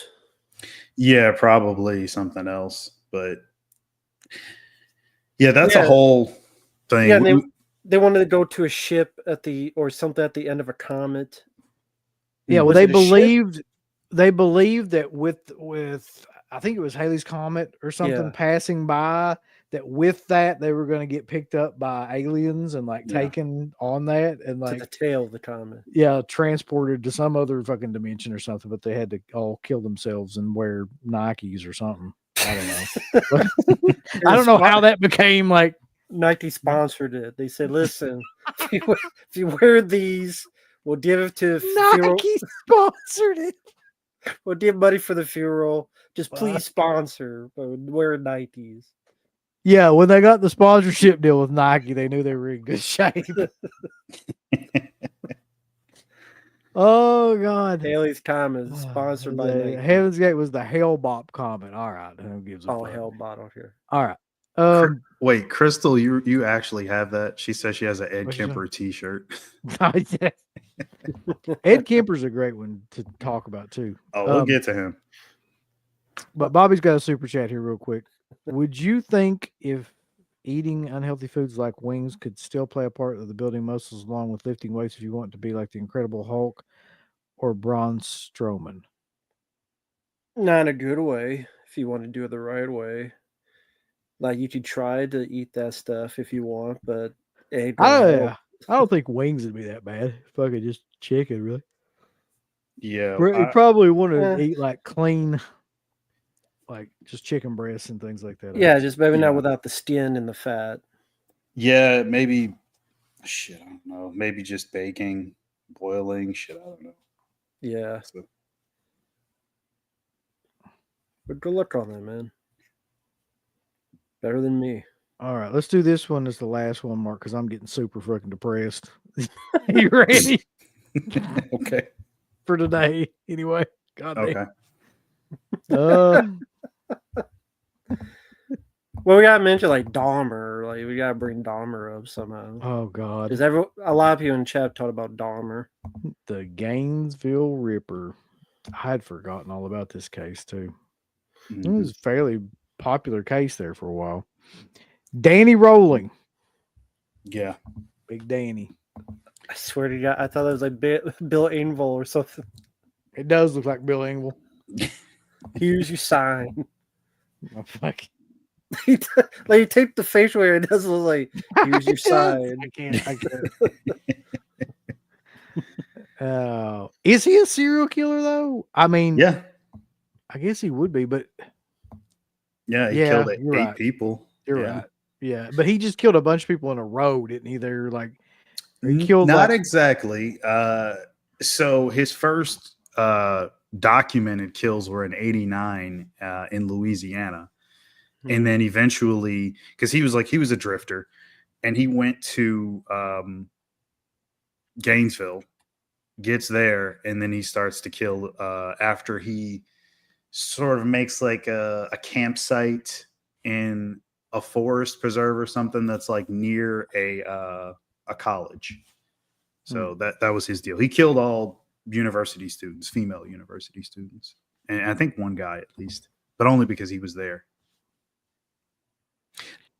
Interesting thing. Another thing too. Rollins was arrested several times as a teenager for robberies in Georgia and Alabama, and was caught spying on a woman getting dressed. That's another thing that gets kind of in this a lot too. Is like voyeurism kind of shit. Yep. He's a guy who he went on record as saying he wanted to beat Bundy's kill count.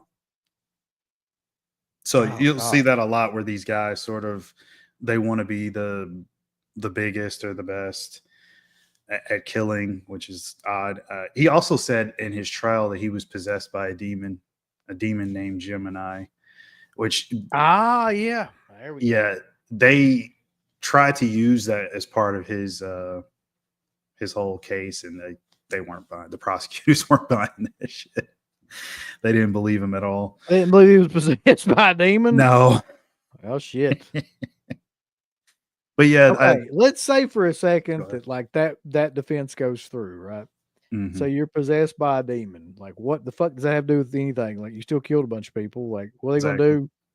So you can go free. It's fine. We got the demon out, so yeah.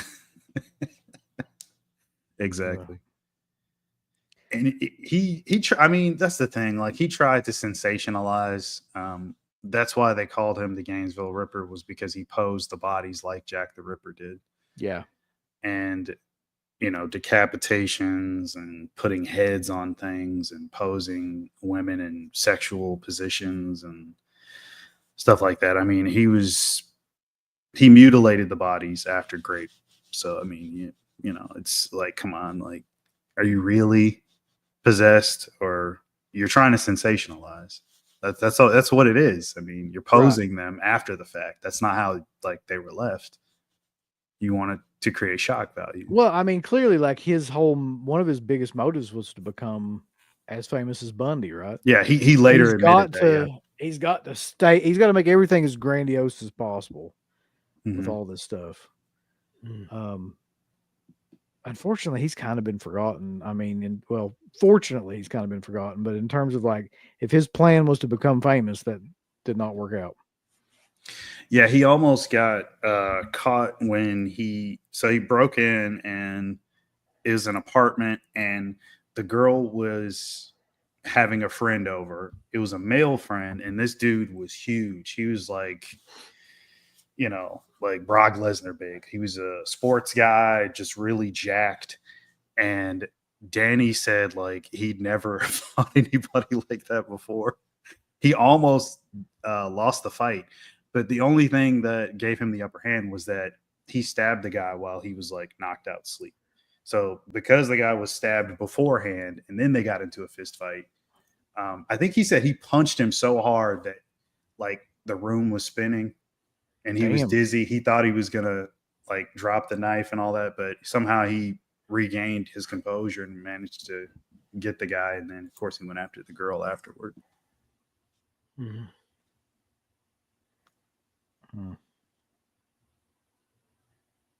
And yes, somebody said he's the inspiration for Scream. Mm-hmm. Yeah, loose influence.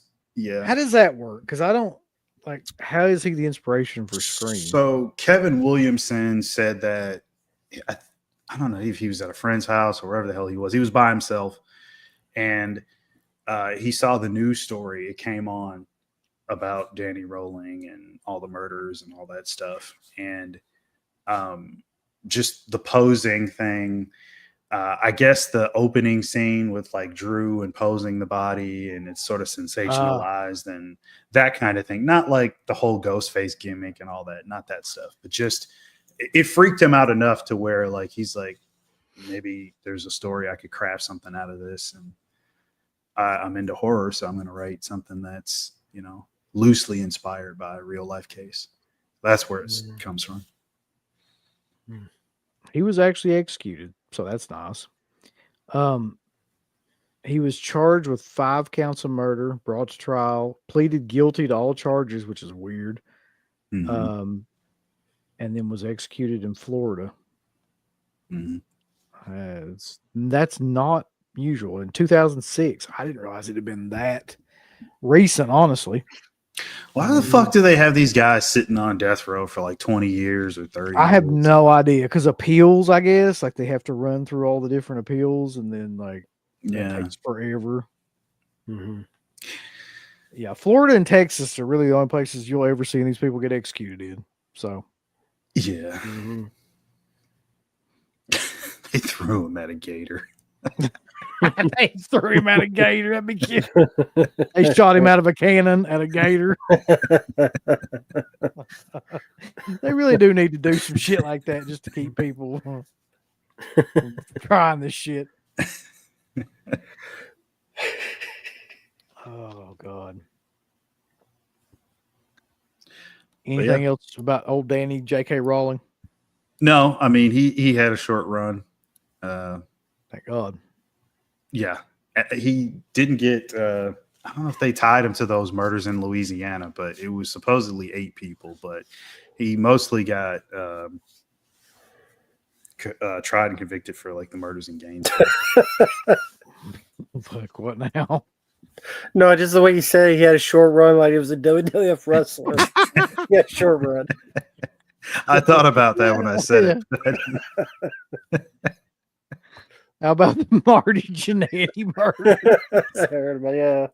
That's an unsolved case. Yeah, It is. What do you think about that, though? Honestly, like I mean, so Marty Jannetty, for those people that don't know, was part of the Rockers. He was a wrestler back in the day. He's also insane now, and he has like Facebook and goes on there and posts like some of the craziest shit. And one of the posts that he made was that he murdered a guy. Yep. Like, and I think it was that where the guy was trying to come on to him or something like that, or he was buying weed. He was really, really young. He said the guy propositioned him. He turned it down. I think the next time the guy put his hand on his leg, and then they got into it. And then, eventually, like, he claims it's like a self-defense type thing. Like he killed the guy, but he was more so trying to get away and get him off of him. He's, Why? he's like, I may or may not have buried the body over there. That's what he said. I'm like, why? Why? But then he also later say, if he does it again, I'll say something to him. It's like he says it afterward as if the guy was still alive. So it's like he's got CTE and he just didn't know what he was saying. He also said some stuff about his daughter that was really weird too. But that's a whole other conversation for another day. Yeah. Inframig wants us to, I guess, do Soviet serial killer Nikolai Volkov. I'm sorry, Nikolai Zumagalev. Zumagalev. Volkov. Zumaga. And then before that, Freddie Lit had a super chat. Yeah, Freddie Lit said, rest in peace to the people involved in the plane crash. Well, that's some crazy shit right there, boys. Which one? There's like 2 in 2 days. So about the Black Hawk helicopter one. Mm-hmm. What the fuck you think? Okay. So Mark, there's a chopper that hit a plane, and then today there's like 6 on a medical plane that crashed. So, Mark, you're huge into conspiracy theories. What do you think's going on? Somebody had the cure for cancer or something? What's happening? It's UFOs. It's a smoke screen.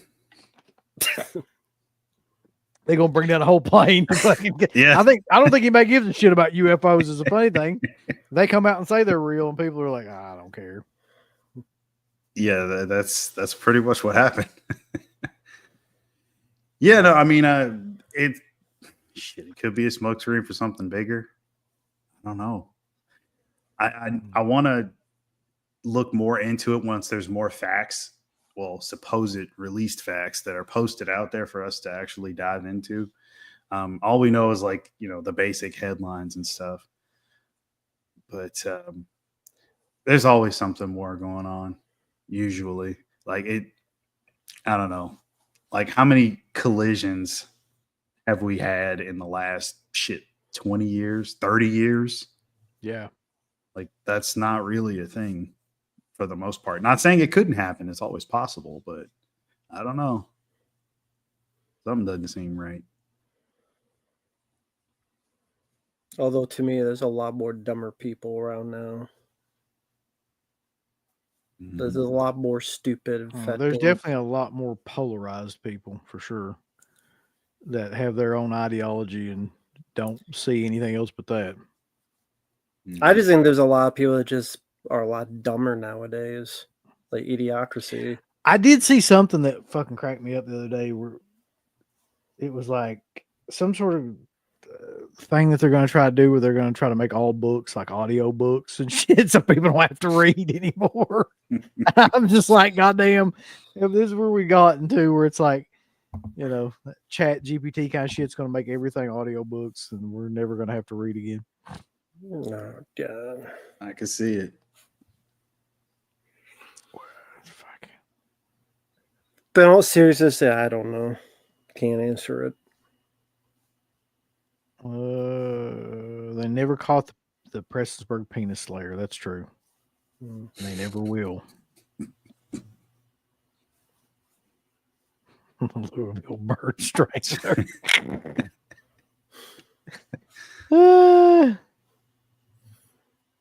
Yeah, I mean, there's people are bringing up some other ideas here.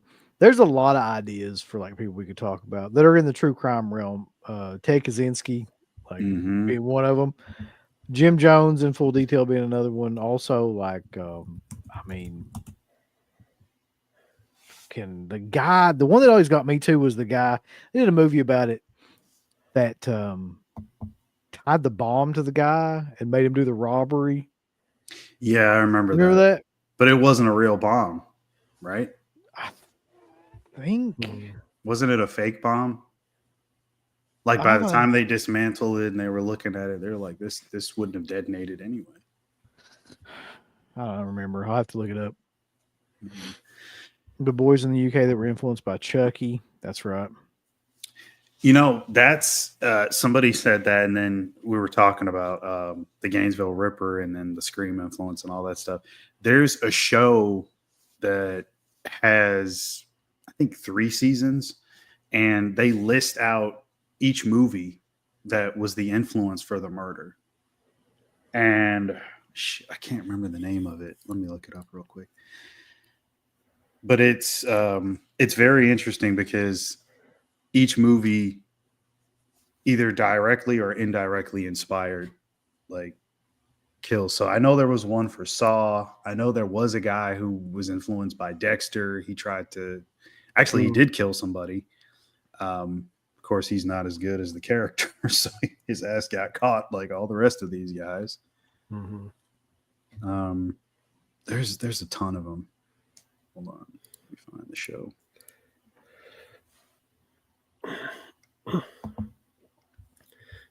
I was trying to look up like what happened. This shit here. The Zodiac resurfaced years later as the Unabomber. I believe that was an episode of Unsolved Mysteries and Old Theory. Yep, that was him. Yeah, I don't think it was Kaczynski.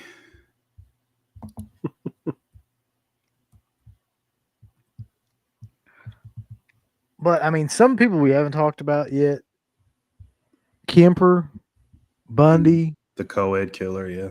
Dahmer, the Hillside Stranglers, the Boston Strangler. I mean, there's a ton of Gacy, Berkowitz. We got to Son of do Sam. a sequel show. Yeah.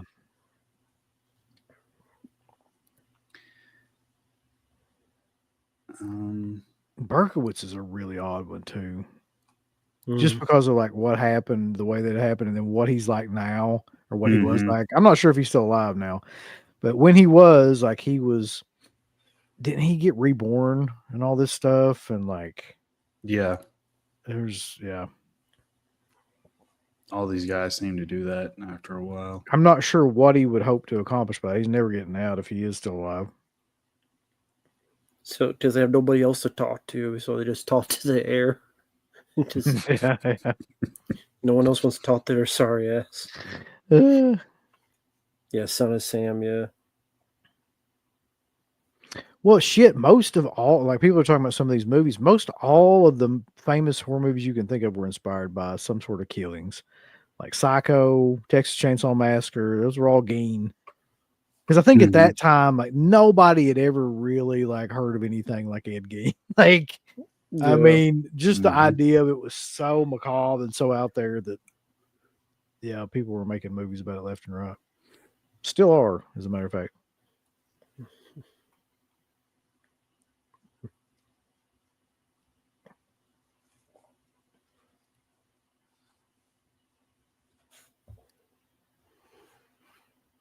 Okay, I found the show. Okay. And I'm going to put it in the private chat and then pull that up on here really briefly and then just scroll through. It's like they have it listed out for the movies and then they have the cases of what happened. Let's see. Now, I haven't watched the show before, but I've seen it. I'd like to check it out at some point, but I haven't watched it. Copycat Killers is a documentary-style television series that investigates real-life crimes that appear to be copied from actual Hollywood movies. Episodes include Scream, Natural Born Killers, Fatal Attraction, Heathers. That makes sense. Rambo. Damn it, Rambo. Wasn't me, I swear. I have American an alibi. Psycho, Taxi Driver, Hannibal, Saw, Freddy versus Jason. What asshole fucking did a Freddy versus Jason? That's the killer's name right there. Clint Daniel. I want to know about this. Daniel Gonzalez. That's the Dexter killer, Mark Twitchell. He thought it was that bad of a movie. Shit, you could have done. He's a British spree killer who murdered 4 people and injured 2 others. Jesus. Inspired by horror films such as Nightmare on Elm Street and Friday the 13th. Drudfield. There you go. Drudfield. Mm-hmm. One of the best things he done in his life was to be inspired by Freddy Krueger. That's insane. Are you really? Wore a hockey mask like Jason Voorhees. This fucking guy. I can't see where it says anything about Freddy versus Jason though, but I mean it does say Jason. Wait. Go back to victims. Yeah, it said he wore a hockey mask. He was fought off and fled wearing a hockey mask in the movie Friday 13 when the mask. What? So I guess because the time he did it is right when Freddy vs. Jason came out, and so they mentioned Friday 13th, so that was the newest one, so they linked it to that, I guess. I was gonna say, if anybody ever watched that fucking movie and then like decided to start a killing spree, they're the dumbest sons of bitches ever. Like, yeah, like they must have really hated it. Yeah. So he was inspired by those two franchises to become a famous serial killer. Wore a hockey mask to kill. He forced his victims to dream about a shitty movie. Where does the Freddy Krueger bit come into play? He's mentioned Jason, but where does Freddy come into play in this? Scroll down on the second paragraph. Hold on. Because I didn't see anything about Freddy. I saw Freddy's name in there somewhere. One of the best, and how similar he was to the character Freddy Krueger. Oh, okay. So apparently in letters he wrote about how much he enjoyed the movie okay. and how similar he was to Freddy. No love for Michael Myers, I guess. Well, he's not around anymore, apparently. They're good. Yeah. Fuck him. He needed consecutive. He didn't get the consecutive part. Consecutive guys in a row. So let's see. Let's see the rest of this. The Dexter Killer, Mark Twitchell, The Talented Mr. Ripley, not that horrible fucking Matt Damon movie. Queen of the Damned. Like, why are you doing this? Oh, at the movie theater. Yeah. Yeah. The Matrix, Breaking Bad, The Basketball Diaries. Okay. RoboCop. That was RoboCop 2, not RoboCop. I know that guy, Nathaniel White. Child's Play. Huh. Murder of... Is that Child's Play 3? Maybe they're talking about? What happened with the Child's Play 3? Let's see. The murder scene was committed by the Greater Manchester Capper, age 16, died in... Kidnapped and held captive. Oh, God. I can't even say any of that shit. Yeah.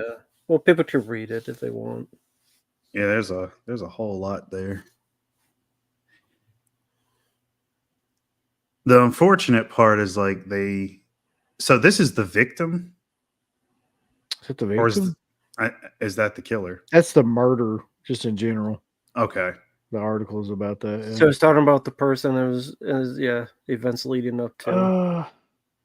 So it was... That's a whole lot to unpack right there. Yeah, that's a lot of stuff. Torture. Murder. Here's the thing. I want to see where it gets into the part about the actual movie. Mm-hmm.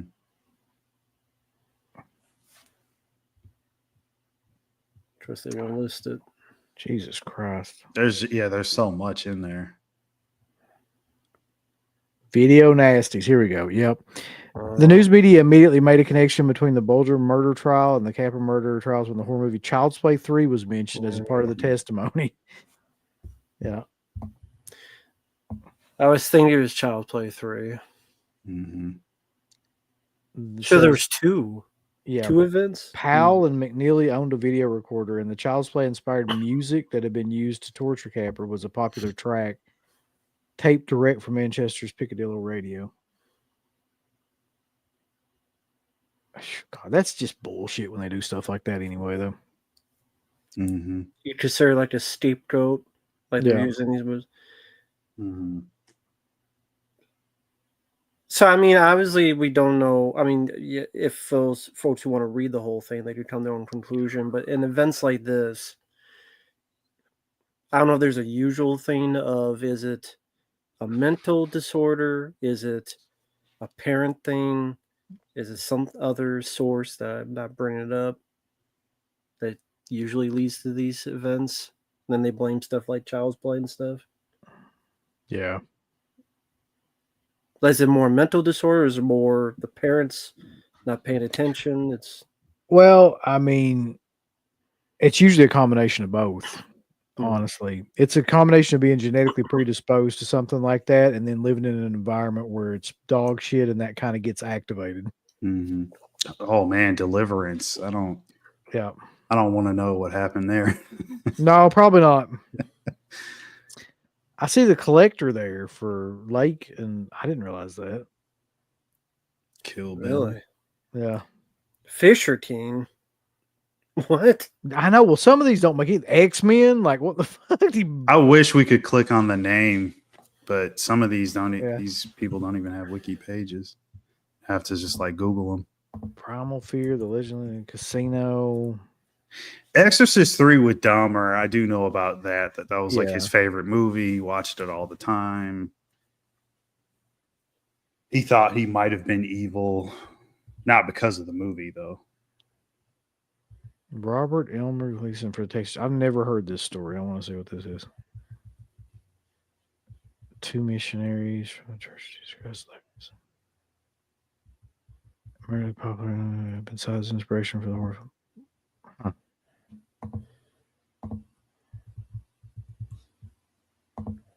Huh. There's just too much shit to go through.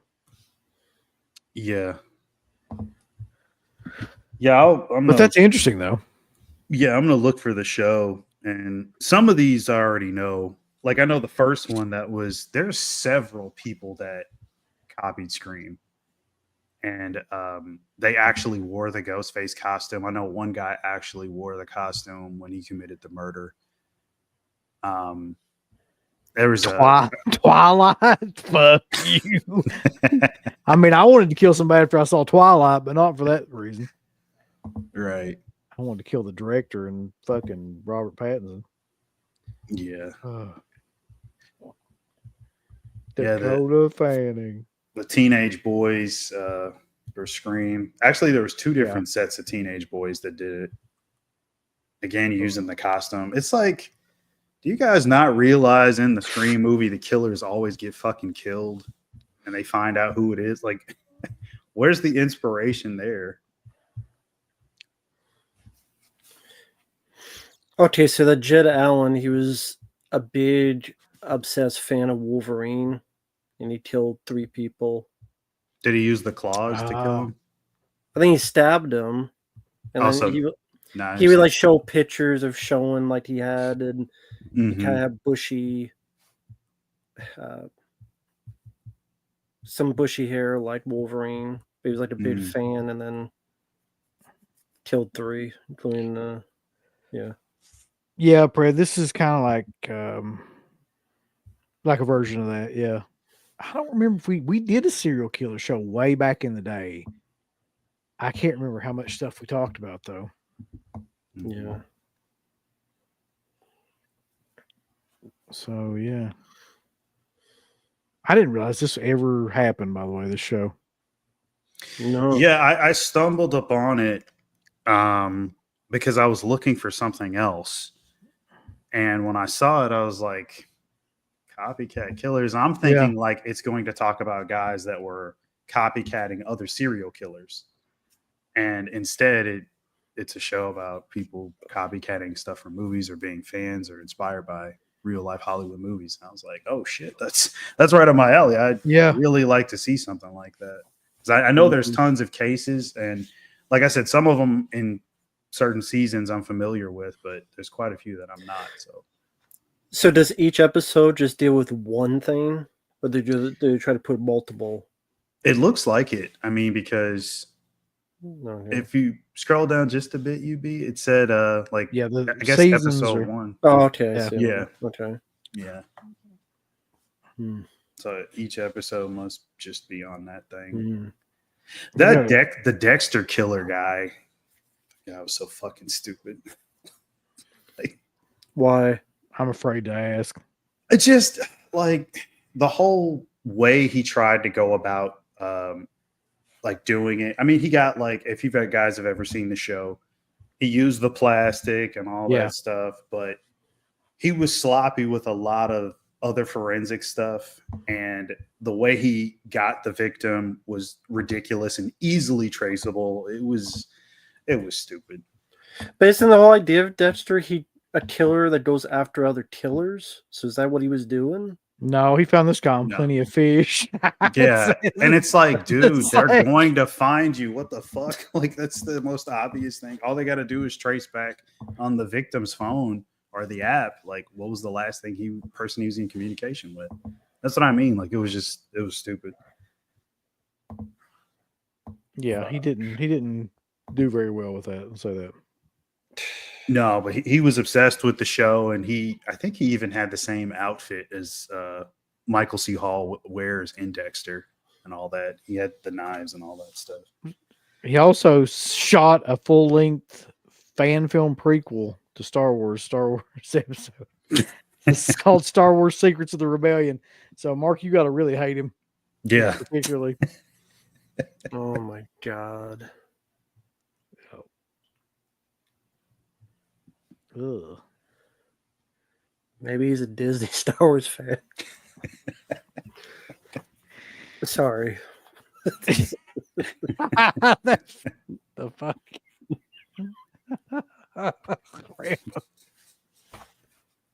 Oh shit. Thank you, Hopium, for the super chat. I Oh, see you yeah. there. Hold on. Did I get to that? I didn't get to that, did I? That's funny because the Collector Collection was on that list. Yeah. Do you think if they make the Collector 3, they'll make Arkin a bad guy? I feel as though they're going to do that. Screw that sequel. Well, long story short, the weird thing about that is they started making it years and years ago with Tom Atkins was actually in it as well as the guy who Josh Stewart and others. Then they ran out of funding, and then they had to just dissipate and drop the film. And they're trying to The make financiers backed out. You don't need a third one. The second one ended it perfectly. I quite like both of them. I like them better than the Saw films. I would agree. Yeah, I do too. Yes. And I think the second ended it in an interesting way, in a unique way. You don't need a third one unless they'll do it because they hope to make more money. Which, I mean, they weren't really big hits in the first place, but I guess streaming and stuff. So, yeah. No, it'd just be probably the same old, and they just guy kills a bunch of people, then leaves sequel bait ending to have, I don't know, a TV show. Probably they always make TV shows. Like they had the I Know He Did Last Summer TV show, which I never watched because I didn't even know they had a show. And now they're doing the reboot. And yeah, Matthew Lillard, we already talked about he's doing Stream 7 and 8 and that whatever the hell it's gonna be in the future. Yeah, I don't even know where you could go with Arkin though. Like that, like you said, it was wrapped up pretty well at the end. Yeah, I'm fine with that. Well, I'm kind of interested in what they would have done, but hardly ever anything turns out good these days. So it's like if they don't make it, I could live without it. I'm fine with 1 and 2.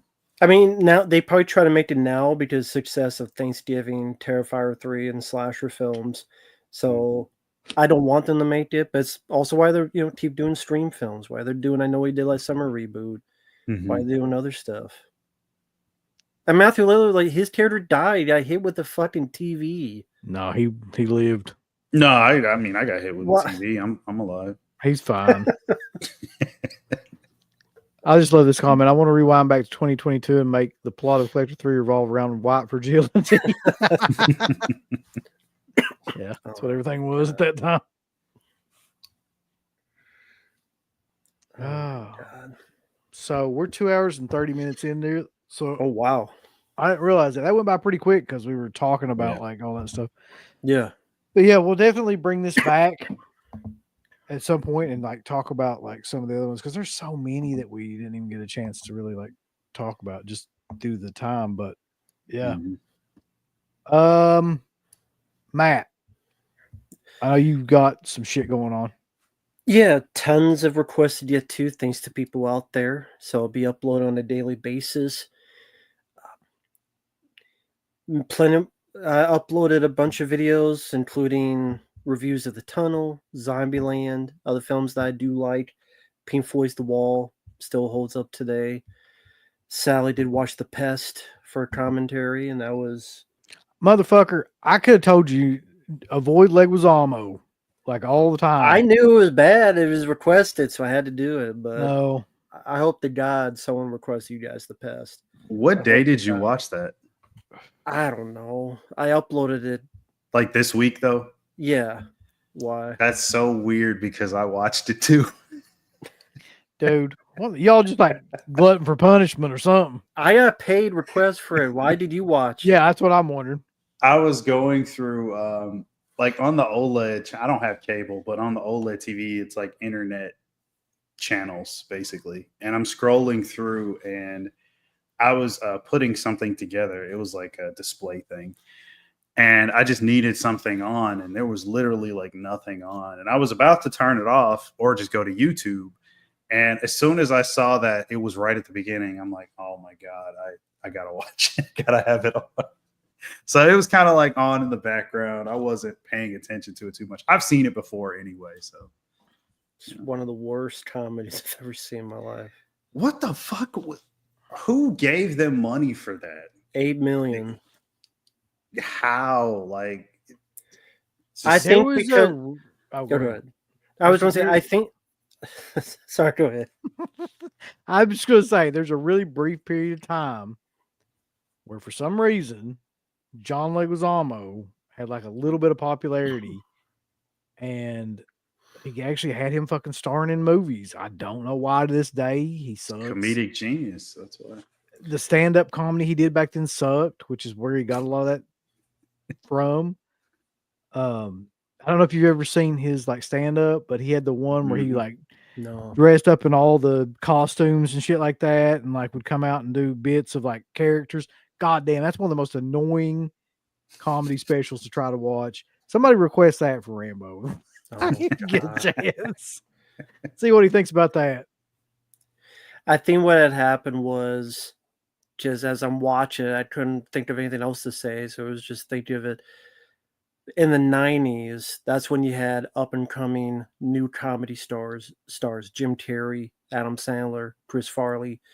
Because 94, 95, that's around the same time of Billy Madison, Tommy Boy, Ace Ventura, all that stuff. Yeah.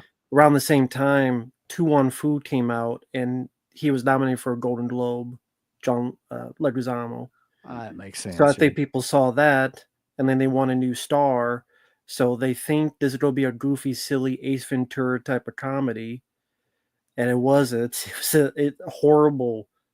All the racist, movie. like stereotype jokes are like, it's crazy that they got away with all that, but it was the 90s. So you can do that now. Yeah. You actually did. If you go back to the very beginning of the show, you'll see the slipcover rip. You missed it at the beginning. But yeah, I got that uploaded and more reviews to come, including Sniper, which I think is pretty underrated film from the 90s with Tom Berenger. That's a great film. Weirdly enough, that has 10 sequels. There's 11 I had no Sniper idea. movies. Yeah. They just made one a couple weeks ago. So at this point, who's in them? Like, I know it ain't fucking Tom Berenger anymore. He was in a Michael Madsen. couple. Billy Zane was in a couple. The second and third one had Tom Berenger. I didn't see the others, but Billy Zane's in the fourth. They create this character who's Tom Berenger's son, Chad Michael Collins. I think is the actor's name. Oh my and then God. he's the star. And then like Tom Berenger came back for a few. Billy Zane came back for a few. Dennis Haysbert. So it's a major league reunion. He's in a couple. But yeah, Chad Michael Collins is the son of Tom Berenger's character. But yeah, 11 Sniper movies now, including one this year. Yeah. Does that one have Patrick Kilpatrick in it? I don't know. I think Arnold Vosloo from The Mummy's in the new one. Patrick Kilpatrick's the bomb. Yeah, That's right. he's the Sandman. Kicked up the Sandman. But many more to come. How about you, Mark? The main thing I'm doing tomorrow is the Royal Rumble stream with you guys. And I'm assuming you'll be in there. I think I will. Like, I hope I will. Oh, buddy, you better show up now. It's the Rumble. I mean, I just don't know enough about fucking wrestling anymore to like. I love the Rumble just as a pay per view. Like, that's my favorite overall pay per view. The gimmick is fun. Yeah. Yeah, but I That's just don't know fun. enough about that shit nowadays Mhm. to really talk intelligently about it. I don't follow the storylines anymore. Yeah. Same I know what you here. mean. No predictions anyway. Nothing. Wouldn't even know. I mean, Hmm. well, for the women's Royal Rumble, I know that it's been predicted that Becky Lynch will come back and Charlotte will come back. So the theory is that you'll have Becky Lynch, Charlotte, and probably like you'll have the 4 horsewomen, like the ones that they can get anyway, like there. Mm-hmm. And who else was it? I'm betting Jordan Grace will be like in there as well. for sure. So that'll probably be the last 3 people that'll be in the ring. Mm-hmm. And from where it goes from there, I'm not entirely sure. Like, I don't think Jordan Grace will win that. I think it'd probably be like Charlotte Flair if I had to guess. God, I'm so. Mm. If she never came back, I'd be fine. I'm not a big Charlotte Flair fan.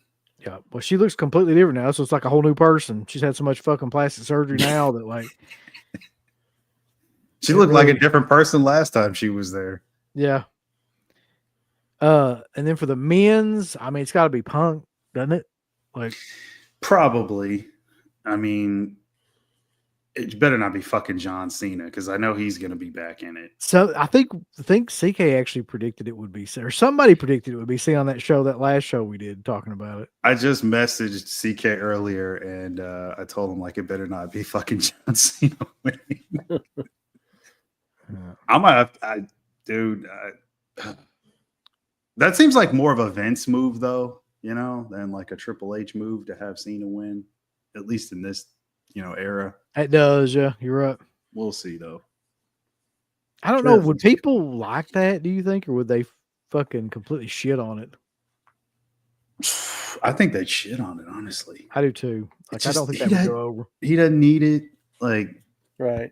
Well, there's this theory, Mark. I don't know if you've heard it yet, that like they want to send him out with like one last epic match. You know what I mean? Like they want him to have like one last, because everything he did for the company, like this last WrestleMania moment. Yeah. I hope to God that's not true, but like, I mean, he could have a big match. I mean, I'm fine if he faces Roman or something. They don't need a championship. Like that's a big enough match on paper. Like it would sell itself. Cena versus Reigns at Mania for Cena's last match. I'm okay with that. We'll see. I don't know. Yeah, I just like the matches themselves. Like I like the whole idea of the match. Yeah. I went back and watched like the Royal Rumble from, I think it would have been like 89 through like 92 or 3. Mm-hmm. And those were like, some of them were fucking shit, but like some of them were classics, man. Yeah. The 92 one is the best. Like people always say that all the time, but the 92 one is of the ones of that era. Is that the one Flair one? Yeah, that's the Flair one. Yeah. Okay. That's a good one. But there are some decent ones. But like back then, it was a lot of rest holds, man. And like they didn't even try to make things exciting. While the Royal Rumble was going on, there'd be like 10 guys in there, but they're all holding some sort of rest hold, just locked in a corner somewhere for just waiting. Anyway, so for us over at Dead Pit, Mark, you mentioned that thing. Do you have anything going on your channel? No, that's it. No, I'll be streaming it to mine, I think. So, but that's it. For Dead Pit, there's the interview with Severn founder David Gregory, Severn Films founder David Gregory, that's coming up Sunday at 10. It's a great interview. It's over an hour and a half long. That will be the uncut interview that you can access through the Patreon. I think that there'll be a cut interview that will be airing on the show. But like I said earlier, we talked to him about everything you can think of, from the controversies around like the stuff that happened with Universal and Cruel Jaws, which is great. The stuff that happened with Four Flies on Grey Velvet, which is great. The stuff that went on with Opera, which is great. The stuff that went on with my dick demon, which is still not erect. We talk about that and just go through the whole gauntlet of stuff. And it's definitely one that I think has turned out really, really well. That's true. So yeah, check that out on Sunday. By God. Give a Twitch shout out to Greg in the chat. He sent me this very nice gift.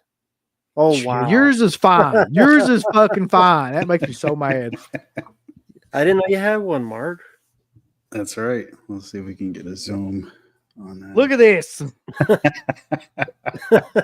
I'll hold it like this. Yeah, there we go. There we go. Like that. Let's just showcase this. That's how he should be. This is flat. When did you buy that, Mark? Fuck. Probably when he bought his. I mean, they weren't available that long, I don't think. So yeah, it's. I can't wait till you hear like some of the shit he says about this too. Look at that. That's fucking ridiculous. Yours is in the Matrix, I guess. I don't know. One of these days I think I actually like it better like this.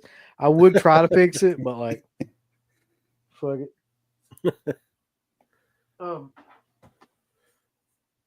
Yeah, so check that interview out. But that's the big thing that we got coming up. And then of course the Royal Rumble WrestleManiacs thing too. So until that time, I guess so like not PC to say about this particular show, but everybody dies. But Friday Night Lives. That's right. Let's see, guys. Yeah. I want all these people to click everything they're supposed to click. You haven't been liking them, you haven't been subscribing to them, you haven't clicked the bell or notification or anything like that. Folks, why don't you click the like button? You hate us? Do you not want to see us succeed? Why don't you click the heart button? Is this something that you have against our particular show? Why don't you subscribe? You should click on one of them buttons right now if you want us to continue to bring greatness into your life. There's all kinds of wonderful shirts over at shop.deadpit.com. Simply the best horror shirts. On TeePublic, there are others, but they all suck. You can get some Dead Pit Radio shirts. You can get Last South on the left. The Hills Have Eyes. Texas Chainsaw. Oh, wait, you can't say Texas Chainsaw. All kinds of shirts, folks. You're going to love them. Shop.deadpit.com. Special thanks goes out to our supporters on Patreon. You know what kind of stuff you can get on Patreon, Uncle Bill, starting at only $1 a month? What's that? Access to every Dead Pit show since 2005. We got almost 200 fan commentaries that we've done over the decades. Here's what other fucking Patreons do. They're like, hey, give us money and then we'll let you see a video early that we're going to release like a fucking week from now, and then that's all we're going to give you. Meanwhile, we have a literal jukebox full of songs, thousands of reviews. I don't even know how many shows are up on there now that we've done over the years. Hundreds of thousands. You need to figure this out now and subscribe to us on Patreon and YouTube and Instagram and help us to 1 million. The road to 1 million subscribers starts today.